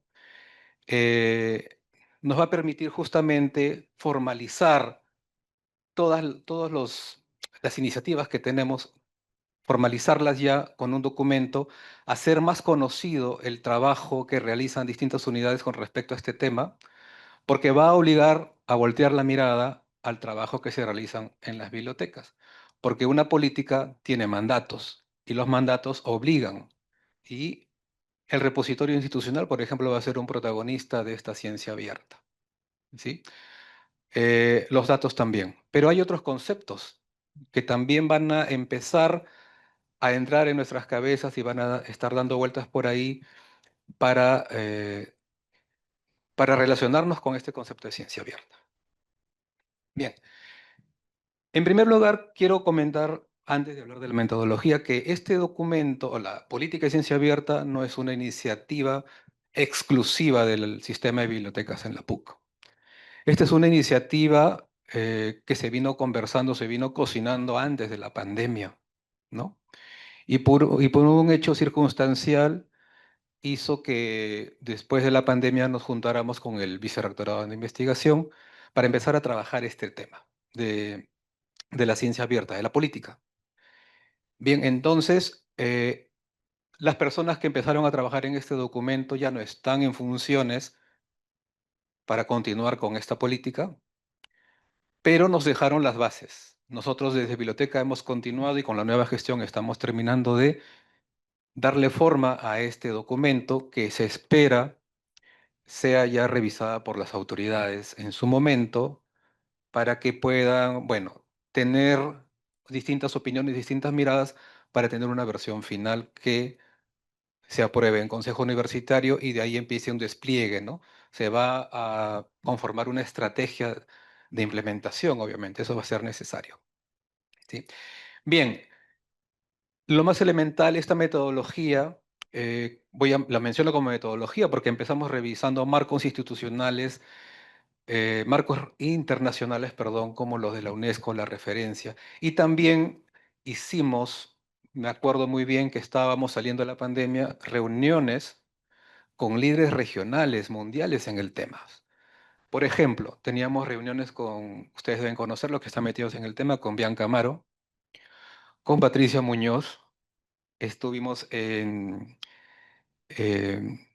con el señor de Castro, ¿no? De Eurocris, etcétera. Hemos tenido bastantes entrevistas con esas personas para hablar de ciencia abierta y también del sistema CRIS de la universidad. Bien, entonces, se ha hecho consultas internas, han estado a cargo del Vicerrectorado de Investigación y se utilizó esta herramienta del árbol de problemas y el árbol de objetivos para poder llegar a los objetivos finales de este documento. Este documento, obviamente, al comienzo siempre hay un poco de muchas palabras introductorias al tema para explicarles a las autoridades de qué se trata. Pero la carne está en los objetivos de políticas, que son 5 objetivos de políticas, y el primer objetivo es el que ustedes van a de repente ubicar más rápido, es el que tiene que ver con mandatos y lineamientos de buenas prácticas en ciencia abierta, y estamos hablando de publicaciones en acceso abierto, que ya los tenemos, pero ahora va a haber un mandato, ¿no? Actualmente, digamos que es como voluntario, pero esto va a obligar a quienes han sido financiados a poner sus documentos en acceso abierto en el repositorio. También los datos de investigación van a tener este beneficio a través de un mandato. Y acá estamos involucrando un concepto o un tema importante, los archivos. Creo que hay pocas políticas de ciencia abierta que están dándole una importancia a los archivos de las universidades, ¿no? Porque tienen un rol importante dentro de la ciencia abierta, también están puestos en estos mandatos, aunque los archivos creo que están como una recomendación. Tenemos los recursos educativos abiertos y tenemos el software y códigos abiertos también. Eso es como parte del primer objetivo. Después tenemos el fortalecimiento de capacidades en ciencia abierta. Obviamente, no sale la política así nomás, se tiene que fortalecer las capacidades de toda la comunidad universitaria para que comprendan todo este tema de ciencia abierta, no, lo interioricen para que lo puedan aplicar correctamente. Tenemos el objetivo de política número 3, que es relacionado a la infraestructura de ciencia abierta. En este caso es repotenciamiento. Este repotenciamiento tiene que ver con una infraestructura de ciencia abierta, es el propio repositorio, pero de repente se va a requerir otras plataformas abiertas para poder comunicar la ciencia abierta, ¿sí? Y tenemos lo que se ha mencionado ya anteriormente, es promoción del desarrollo de la ciencia ciudadana, lo explicó muy bien mi colega Rafael, y el fomento de diálogo con otros sistemas de conocimiento. Básicamente esos son todos los ejes del documento de ciencia abierta de la universidad. Bueno, acá les quería explicar un ratito porque esta es la novedad que tenemos, es la inclusión de los archivos universitarios dentro de la política, ¿no? Porque esto, en los archivos universitarios, son reconocidos como parte integral de la ciencia abierta. Hay documentación al respecto. Tienen un valor académico, científico y patrimonial, eso lo sabemos todos. Aquí en la universidad tenemos varios archivos que son muy importantes y que están, y esperamos que con esta política se puedan visibilizar más. Bien, entonces, estos archivos van a ser parte de la ciencia abierta, de esta política. Y acá les explico un poquito cuáles van a ser los roles, ¿no? El BRI tiene liderazgo, obviamente, ¿no? El respaldo eh, de la autoridad, ahí se reconoce la autoridad de liderazgo y monitoreo que lo va a hacer el BRI, Sistema de Bibliotecas, en la implementación de repositorios y otros servicios que se deriven de esta política o los que ya existen, porque varios ya existen, solamente repotenciarlos. Y bueno, los centros, los institutos, los departamentos van a tener que tener o dar cumplimiento de los mandatos y también el apoyo de los investigadores para que esta política se despliegue, ¿no? La Dirección del Fomento de la Investigación, un apoyo técnico normativo y los archivos, el archivo central y los archivos especializados de la universidad, también responsables de estos, van a tener un rol importante. Tenemos indicadores, estos son algunos que les puedo mencionar. Para hacer seguimiento de la implementación, se han establecido algunos indicadores mínimos Por ejemplo, algo muy básico como decir cuál es el porcentaje de publicaciones depositadas en acceso abierto, el tiempo promedio entre publicación y depósito, el número de datasets depositados, número de proyectos de software depositados en abierto y número de capacitaciones en ciencia abierta ofrecidas al año. Entre otros, hay varios indicadores que nos van a permitir hacer seguimiento. Bueno, los siguientes pasos, y aquí termino, es la validación de la versión final con las autoridades y unidades involucradas, la aprobación formal por el Consejo Universitario. Una vez que entra ahí, digamos que ese sería ya considerado un logro. Una vez que ya está aprobado ahí, se tiene que establecer o desplegar una estrategia de implementación. Todo va a ser gradual. Obviamente los mandatos también no se van a cumplir de la noche a la mañana. Todo va a ser gradual y con acompañamiento, obviamente, y con capacitación. La socialización a la comunidad PUC y obviamente la implementación técnica y el seguimiento institucional a través de estos indicadores. Básicamente quería contarles esto. Muchas gracias. Muchas gracias. Perdón por la interrupción, pero tenemos a una persona en remoto en Argentina. Yo voy presentándola a Marisa y van colocándola en pantalla, por favor. La doctora Marisa De Giusti es doctora en Ciencias Informáticas y profesora de posgrado de la Facultad de Informática de la Universidad Nacional de La Plata. Además es investigadora emérita de la Comisión de Investigaciones Científicas de Buenos Aires. Fundó en 1986 el PREVI, pionero en el acceso bibliográfico para la comunidad académica, y en el 2001 impulsó la creación del repositorio institucional CEDICI, que hoy preserva más de 170.000 recursos científicos y académicos de la UNLP. Su trayectoria ha sido decisiva en la promoción de la ciencia abierta y el acceso al conocimiento sin barreras económicas. Es cofundadora y expresidenta de ISTEC y actualmente dirige la iniciativa LibLink, centrada en la cooperación internacional y la difusión de la producción científica latinoamericana. Adelante, doctora Giusti.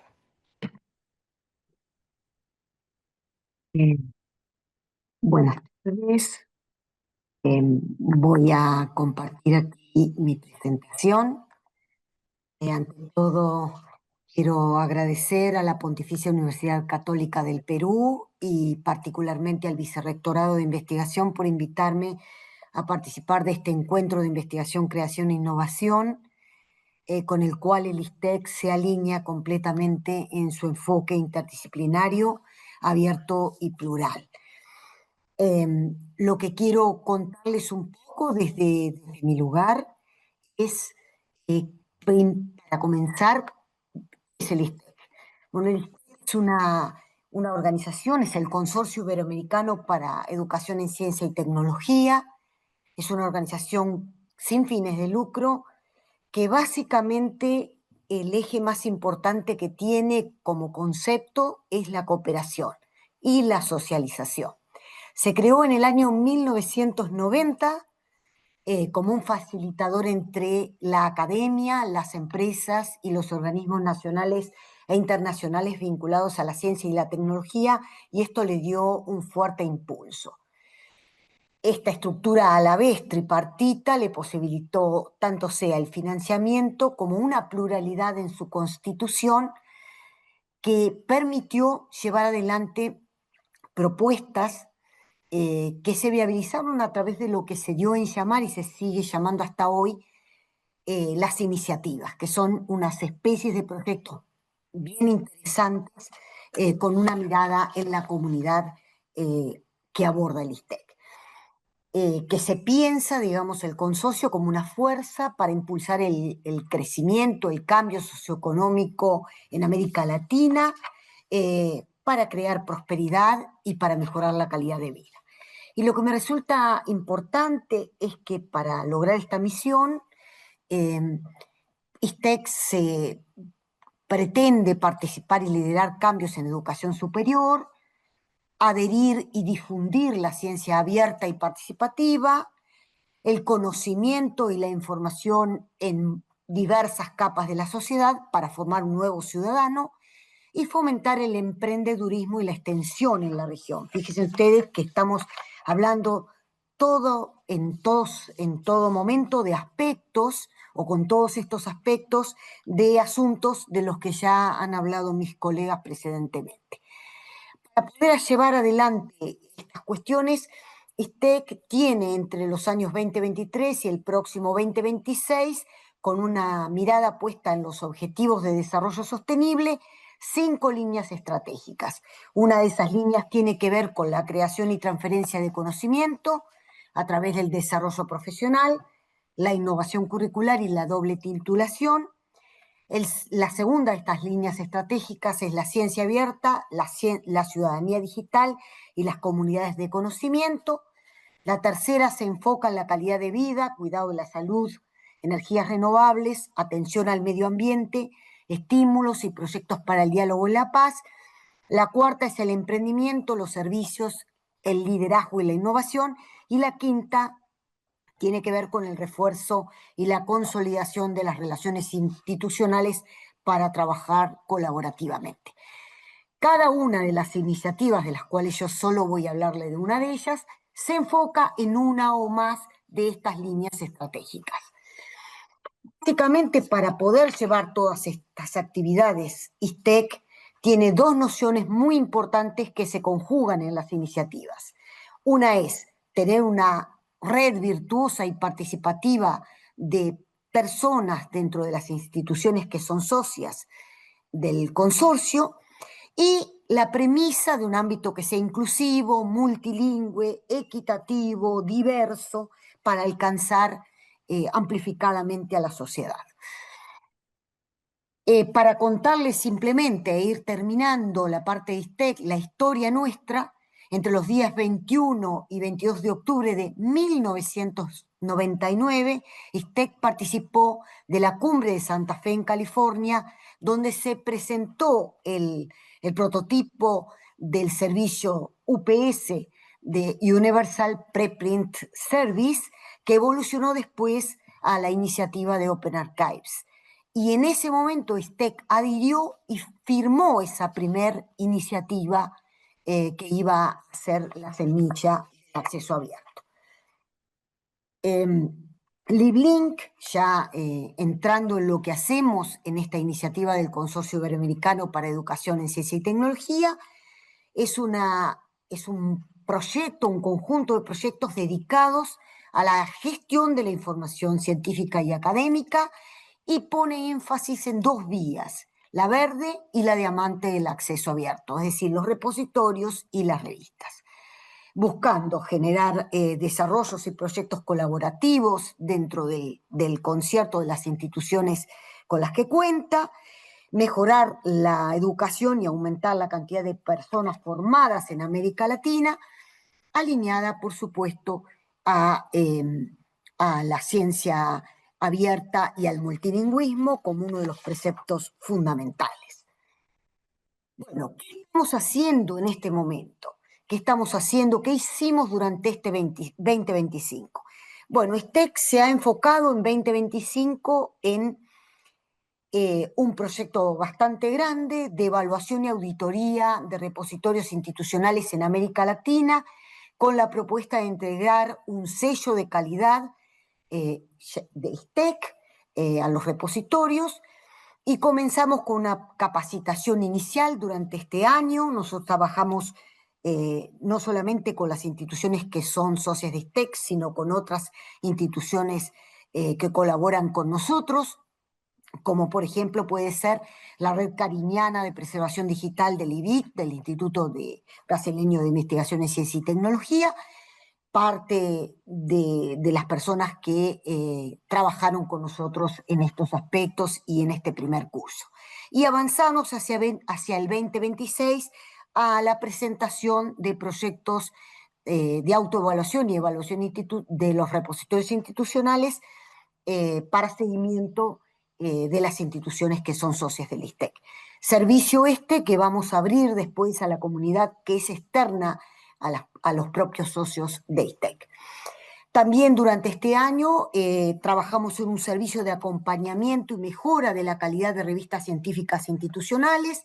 Hemos realizado una serie de charlas por colegas, brindadas por colegas que trabajan como gestores de revistas institucionales y que trabajan, digamos, incluso pensando contexto de esas revistas, no solamente cómo indexarlas, cómo aumentar su calidad, etcétera, etcétera, sino cuestiones de cómo trabajar principios éticos. Hoy se habló de estos asuntos en el caso de inteligencia artificial y demás. También ISTEC mantiene la conferencia internacional Birredial ISTEC, que tengo la alegría de compartir con ustedes, que en el año 2026 justamente se realizará en la Pontificia Universidad Católica de Perú. Y bueno, otro de los proyectos que tiene la iniciativa es lo que se da en llamar Red de Preservación Distribuida de ISTEC, que está basada en tecnología LOC-SS, que almacenará activos digitales de las instituciones socias de ISTEC, que están en distintos repositorios y en las universidades, y ese proyecto comienza en el 2026. Y hemos armado un grupo que está basado en una herramienta para la construcción de sistemas, para la preservación y divulgación de patrimonio cultural, como es Islandora, que lo acabamos de lanzar en el 2025. Terminado esto, quisiera comentarles que muchas de las cosas ya mis compañeros, los profesionales que me han precedido, las han comentado, pero un poco quiero contarles cómo es la mirada del ISTEC en estos asuntos, que es cómo hacer avanzar la ciencia abierta en todas nuestras instituciones, en nuestro ámbito, en nuestro contexto. Y en este sentido, dado que la ciencia abierta es un paradigma que busca cambiar completamente cómo vamos a hacer investigación, abriendo todo el ciclo completo, con todos sus datos y a la comunidad, pensamos que su avance es una cuestión de gobernanza. Es decir, es necesario cambiar todos los aspectos que hacen a la gobernanza de la investigación, concretamente, y que tienen que ver tanto con la financiación como con la ejecución de la investigación, la comunicación y la evaluación de la que ya se ha hablado precedentemente. Para eso es necesario pensar políticas muy claras desde los distintos estratos, desde el nivel de país, desde el nivel de nuestras instituciones, y si bien pensamos que siempre la vía verde es la vía más simple de lo abierto, se necesita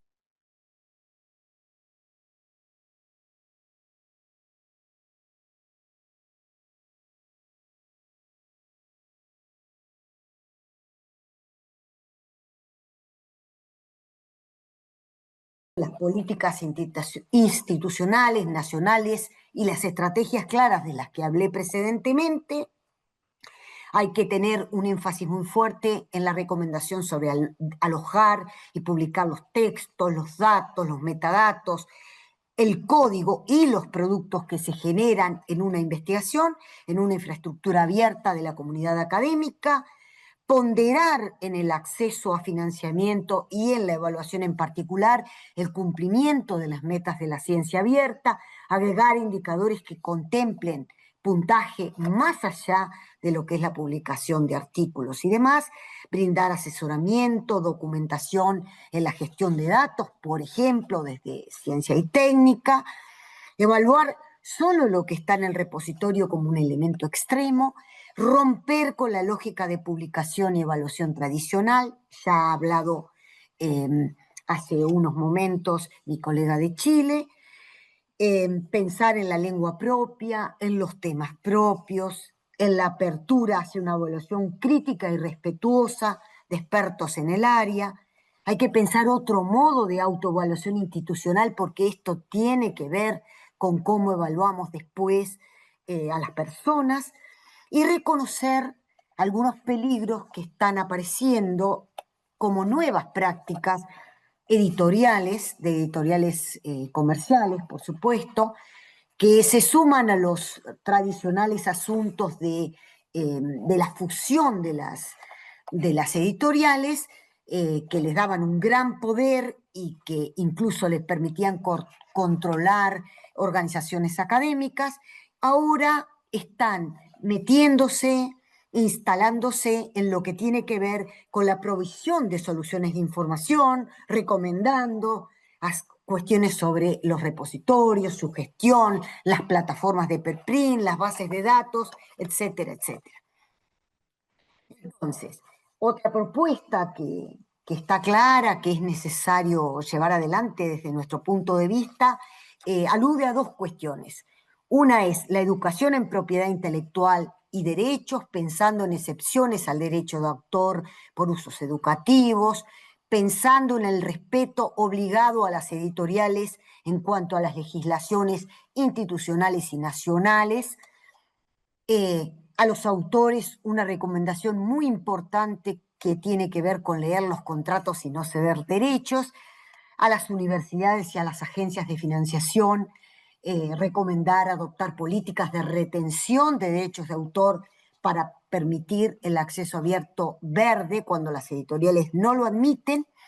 Y, por el otro lado, una educación en ciencia abierta, creando comisión de ciencia abierta desde lo institucional, haciendo investigación, formación continua, sensibilización, apoyando infraestructura e institucionalización de la ciencia abierta, comentar estas experiencias y comunicarlas debidamente e invitar a otros actores y públicos distintos.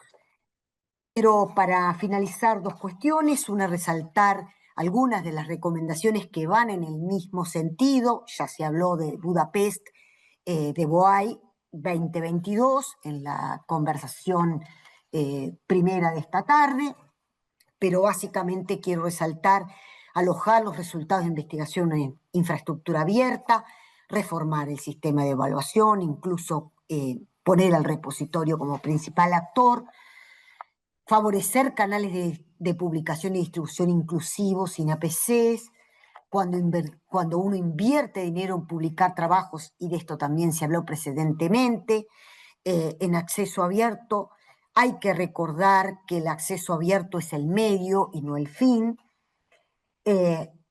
Revisar las recomendaciones de publicación y fomentar la vía verde. Reponer más entendidos en lo que tiene que ver con la vía dorada, que hoy en día es común que la gente, los investigadores digan, el acceso abierto nos cuesta, el costo es lo que cobran las editoriales, que han tergiversado el dorado y por eso salimos al acceso abierto en revistas por platino.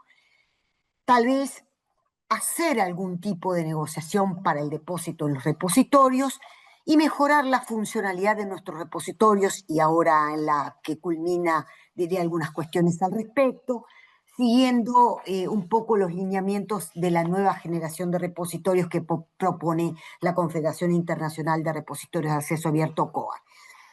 Y digamos, como para romper con la lógica de que solo las revistas buenas son de pago, directorios internacionales, como puede ser el caso de DOAJ, reportan esa relación entre revistas sin pago respecto a revistas con pago que están alojadas allí, y solo para mostrar un pequeño ejemplo.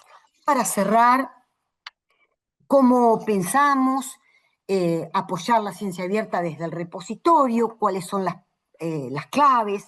¿Cómo podemos hacer esto? Y básicamente la cuestión es brindar posibilidades, es decir, ofrecer infraestructura y recursos para publicación de todos los materiales del proceso de investigación, pensar en una gran amplitud de tipologías, establecer programas de apoyo continuo a estudiantes e investigadores, crear comunidades de formación, instalar la ciencia abierta en el pregrado e incluso antes, intervenir en las políticas institucionales, nacionales y en los organismos de financiamiento, establecer redes entre instituciones y repositorios, organizar eventos, participar de otros, brindar posibilidades de hacer evaluación en el repositorio, generar perfiles de investigador, redes de autores y muchas de las cosas que se hablaron precedentemente como nuevas posibilidades desde los repositorios y desde la biblioteca, brindar estadísticas confiables y desarrollar nuevos indicadores, hacer minería de datos para, por ejemplo, ciencia y técnica institucional. Bueno, eso es todo. Muchas gracias. Gracias por su atención. De nuevo, gracias por la invitación. Muchas gracias, doctora. Bueno, ahora pasamos con el tercer experto. Él es el doctor Walter Curioso Vilches, es médico cirujano graduado de la Universidad Peruana Cayetano Heredia y es doctor en informática biomédica de la Universidad de Washington en los Estados Unidos. Cuenta con una maestría en salud pública por la misma institución. Actualmente es vicerrector de investigación de la Universidad Continental, miembro del Consejo Directivo del CONCITEC y miembro de la Academia Nacional de Medicina. El doctor Curioso cuenta con calificación de investigador distinguido RENACID, es exdirector de Evaluación y Gestión del Conocimiento del CONCITEC, ha publicado más de 140 publicaciones científicas en revistas indizadas y libros especializados. Además, ha sido incluido por 5 años consecutivos en la lista del 2% de investigadores más citados a nivel de Scopus, a nivel mundial. Es profesor afiliado de la División de Informática Biomédica de la Escuela de Medicina de la Universidad de Washington. Doctor, bienvenido.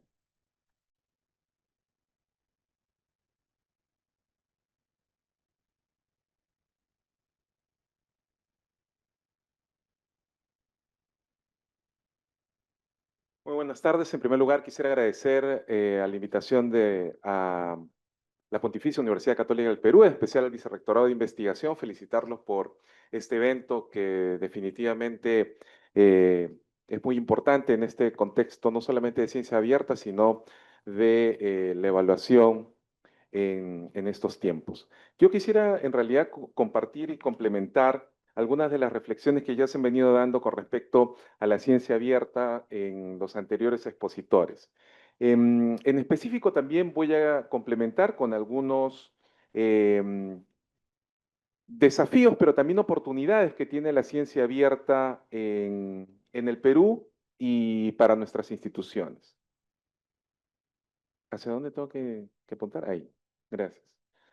Muy bien. El título de la ponencia es La universidad como motor de ciencia abierta, experiencias no solamente en investigación, sino también en políticas y en innovación, que también es un aspecto fundamental que debemos considerar cuando trabajamos ciencia abierta. Recordemos que en realidad el Perú ha sido un país pionero en implementar diferentes políticas vinculadas a la ciencia abierta, ¿no? Recordemos en el año 2013, con la publicación de la ley 30035, que creó el Repositorio Nacional de Ciencia, Tecnología e Innovación, luego en el 2015 con la publicación del reglamento, y bueno, con las guías que han salido apareciendo con cada versión de actualización del repositorio. De hecho, la guía de Alicia 2.0 del 2021 incluye ya como uno de los enfoques estratégicos a la ciencia abierta explícitamente, ¿no? Lo que quisiera compartir es que la ciencia abierta hoy en día ya no es una opción académica, es de hecho una obligación no solamente ética, sino también económica y también social. Existen varios lineamientos, varias recomendaciones de instituciones internacionales sobre la ciencia abierta. Yo he querido resaltar una de la OCDE, donde afirma que justamente abrir los datos y el conocimiento científico acelera la innovación y también mejora la calidad de la evidencia para las políticas públicas y aumenta el retorno de la inversión pública a la investigación, ¿no? Y esto definitivamente nos lleva a la reflexión, ¿no? De que cada documento cerrado, que puede ser un artículo, etcétera, o una base de datos que no está accesible, es una oportunidad perdida, justamente no solamente para desarrollar nuevas investigaciones o proyectos, o incluso salvar una vida, si es que hablamos de datos de salud, o de crear una nueva startup o una empresa, o incluso, y esto es importante desde el punto de políticas públicas, tomar una mejor decisión en este sentido, ¿no? Entonces, la pregunta en realidad no debería ser si debemos abrir la ciencia, sino cómo estamos preparados y cómo estamos afrontando para liderarla, en este caso desde la universidad. Ahora quisiera compartir algunos datos de la UNESCO. De hecho, son unas recomendaciones que fueron publicadas en un documento de política sobre ciencia abierta, donde propone que las instituciones deben, por un lado, promover políticas institucionales de ciencia abierta. Nos mostró Raúl Cifuentes el proceso para desarrollar políticas específicas de ciencia abierta. Invertir en infraestructura abierta, aquí creo que hemos coincidido todos los ponentes en este panel. Formar capacidades digitales, que es un aspecto fundamental, y no solamente en digital, sino también en capacidad de gestión de datos, no solamente en investigadores, pero también en la comunidad académica, incluyendo docentes y estudiantes. Y este es otro aspecto importante que digamos, vale la pena también discutir, que son los incentivos que deben existir para promover prácticas abiertas, ¿no? Y no solamente que se limiten a los papers que van a estar indexados en bases de datos, sino también a las bases de datos, a los datasets, a los software y a los repositorios, ¿no? Recordemos que en realidad no estamos hablando recién sobre estos temas, ¿no? Ya de hecho, el Repositorio Nacional Alicia incluía el tema de datos como parte de la ley y luego el reglamento. Y este quinto punto, que también es un aspecto que se ha mencionado, que hoy en día también cobra relevancia, que es promover la participación de la sociedad, ¿no? Como este enfoque de ciencia, ciudadanía y de saberes locales cumple un rol cada vez mayor en ese sentido, ¿no? Ahora, ¿cómo se relaciona también la ciencia abierta con la economía? Y este es un aspecto importante cuando hablamos de CTI, ¿no? Y aquí les comparto también algunos datos de análisis de la OCDE, ¿no? En la cual quiere dar a entender que la ciencia abierta también tiene un impacto económico importante, ¿no? Y así, la OCDE estima que el acceso y el compartir datos públicos puede generar beneficios económicos entre 0.1% y 1% del PBI solamente con los datos del sector público, ¿no? Como se viene dando en muchos otros países. Pero si se incluyen también datos privados, este PBI, según las estimaciones, puede subir a 1% o incluso 2.5% del PBI y en algunos estudios donde ha documentado la OCDE hasta 4%, ¿no? Así, abrir justamente datos no solamente va a permitir acelerar nuevos productos, servicios, sino también el desarrollo de nuevas empresas, nuevas startups, etcétera, ¿no? Es así que la OCDE justamente subraya que la ciencia abierta fortalece la confianza pública, ¿no? No voy a indagar en estos números, de hecho Perú está muy rezagado con respecto a la inversión de PBI en innovación y desarrollo. Estos son datos del 2022. Si nos comparamos también a países de la Alianza del Pacífico de manera similar. Y bueno, esta es la evolución de la inversión y del gasto en I+D en el Perú, siguiente, pero quisiera enfocarme ya en algunas propuestas concretas de cuál es el rol de la universidad, justamente como motor, ¿no? Y que vaya más allá de simplemente publicar papers, a justamente implementar una infraestructura, y yo diría también una infraestructura pública del conocimiento, ¿no? Por un lado, está la generación del conocimiento abierto, tradicionalmente conocemos todos de las publicaciones en acceso abierto, los repositorios institucionales, las licencias abiertas de software, el estímulo que se viene dando a los preprints. Vimos cómo el impacto de los preprints podía tener en pandemias como la que tuvimos en el COVID-19. Por otro lado, compartir datos e infraestructura también es fundamental. Se mencionó ya también los repositorios FAIR. Y también esta propuesta de implementar laboratorios que no solamente se publiquen resultados, ¿no? Sino también se compartan protocolos, códigos y datasets como buenas prácticas de ciencia abierta. Y este otro concepto que también va a ser interesante verlo aquí, ojalá muy pronto, que es la co-creación con la sociedad, ¿no? Este concepto de ciencia ciudadana, donde se pueden promover laboratorios o espacios que interactúen con problemas reales de nuestro territorio, ¿no? Y basados también en los contextos culturales que tenemos o socioculturales que estamos afrontando en diferentes temas aquí muy relevantes, ¿no? De cambio climático, salud pública, la Amazonía, bosques.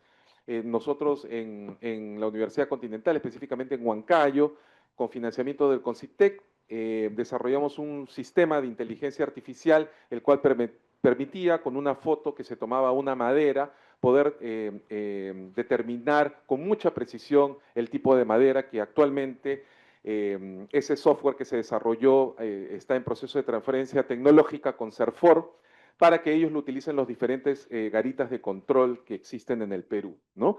Este es un claro ejemplo cómo aplicamos ciencia abierta y colaboramos también con el Estado, que es otro aspecto fundamental, ¿no? Usualmente las universidades estamos en una burbuja, pero es fundamental justamente establecer estas alianzas, estas colaboraciones que son fundamentales, ¿no?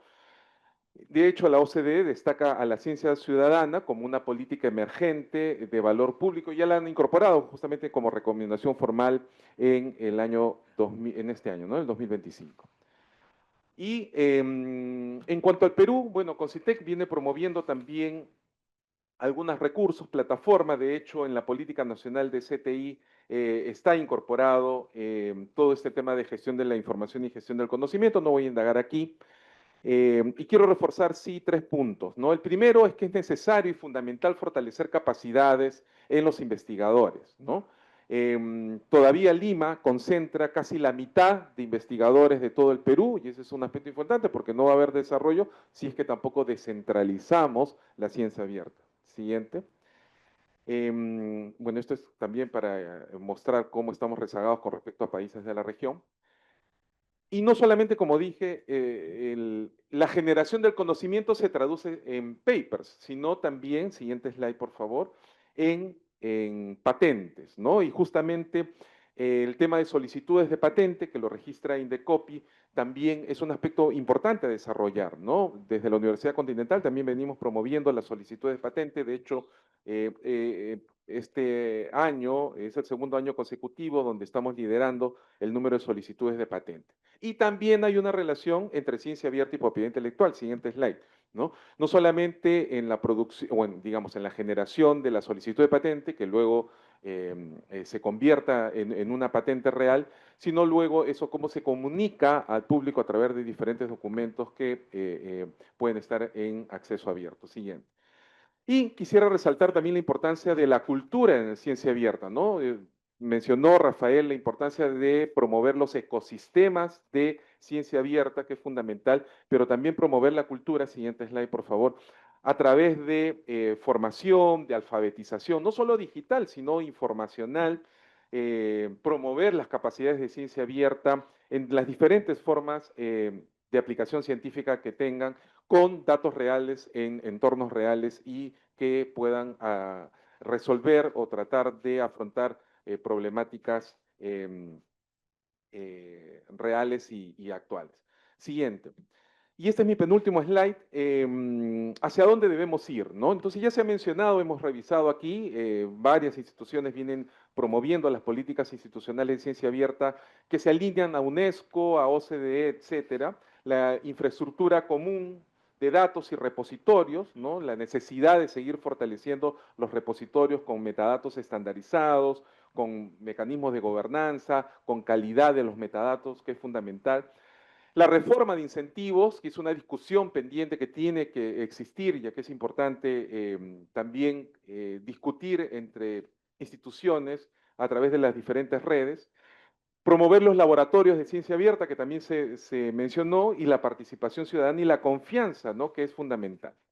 Y quería finalizar con una invitación. Yo los invito al tercer Seminario Internacional de Bibliotecas Académicas y Especializadas. Este año el tema central es Identidad y Acceso Digital al Patrimonio, donde formamos parte con un consorcio con diferentes universidades del Perú. Este año, este seminario siguiente, por favor, es en Cusco, así que los invitamos. Uno de los focos importantes es justamente ciencia abierta y gestión de datos de investigación. Están viniendo ponentes internacionales de mucho prestigio, y siguiente va a ser el 20 de noviembre, 21 de noviembre en nuestro campus de la Universidad Continental en Cusco. Muy bien, y con esto me despido. Muchísimas gracias.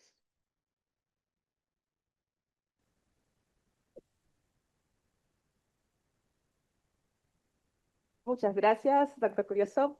Bueno, yo voy a cerrar. Hemos escuchado acerca de los avances, de las actividades que están haciendo la Universidad de Chile, la Universidad Continental, la Universidad Católica, en cuanto a conocimiento abierto. Todavía nos falta algún caminito que recorrer en la parte de infraestructuras abiertas, en la parte de integrar otros sistemas de conocimiento y a otros actores sociales. yo solamente quiero cerrar nada más diciendo dos cositas. Aquí en la Universidad Católica hay un laboratorio de inteligencia artificial y métodos computacionales de ciencias sociales donde le responden las preguntas que he escuchado hace un momentito.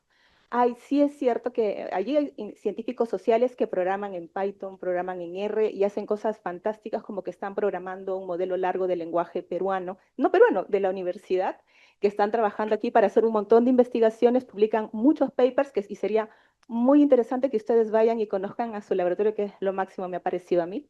Lo otro es acerca de los estándares de datos. Existe algo que se llama la Research Data Alliance. El doctor Curioso ha estado participando ahí, por ejemplo, que es una organización internacional que de lo que trata de hacer es establecer puentes entre científicos y personas que saben de datos, ingenieros. Entonces, por ejemplo, ocurrió nada más que hoy día que se ha presentado el modelo de Global, está difícil pronunciarlo en castellano, pero es una estructura para, es un marco conceptual para los datos de investigación de commons, comunes para todos. Ha salido nada más hace poquísimo tiempo, y ahí, por ejemplo, nos evitamos ese tipo de problemas que los ingenieros estén diciendo nombre, apellido y tal, no, porque aquí sí se dice exactamente cómo se deben metadatear las cosas. Por ejemplo, en esta RDA hay grupos de investigación, hay grupos de trabajo y grupos de interés. Entonces, por ejemplo, hay un grupo tan específico para metadatear datasets que van a ser utilizados en Machine Learning, porque Machine Learning es todo un proceso, no es solamente que yo publico los datos y los dejo allí y que yo los preservo, no, es todo un proceso. O sea, se metadatea súper especializado y también igual hay universidades que sé de Perú que están participando de manera individual en la Research Data Alliance y yo recomiendo también, las personas también podrían afiliarse individualmente y participar en esas cosas. Y no podemos decir más porque se nos acabó el tiempo, nos hemos pasado un poco de la hora, pero valió la pena por todas las cosas que hemos aprendido hoy día. Muchas gracias a todos y pueden ir al coffee break que son 10 minutos y no se vayan porque hay un segundo bloque que todavía tenemos una invitada especial que ha sido como ministra del MINTIC de Colombia, ministra de Ciencia, que está por ahí atrás. Muchas gracias y nos vemos en el break.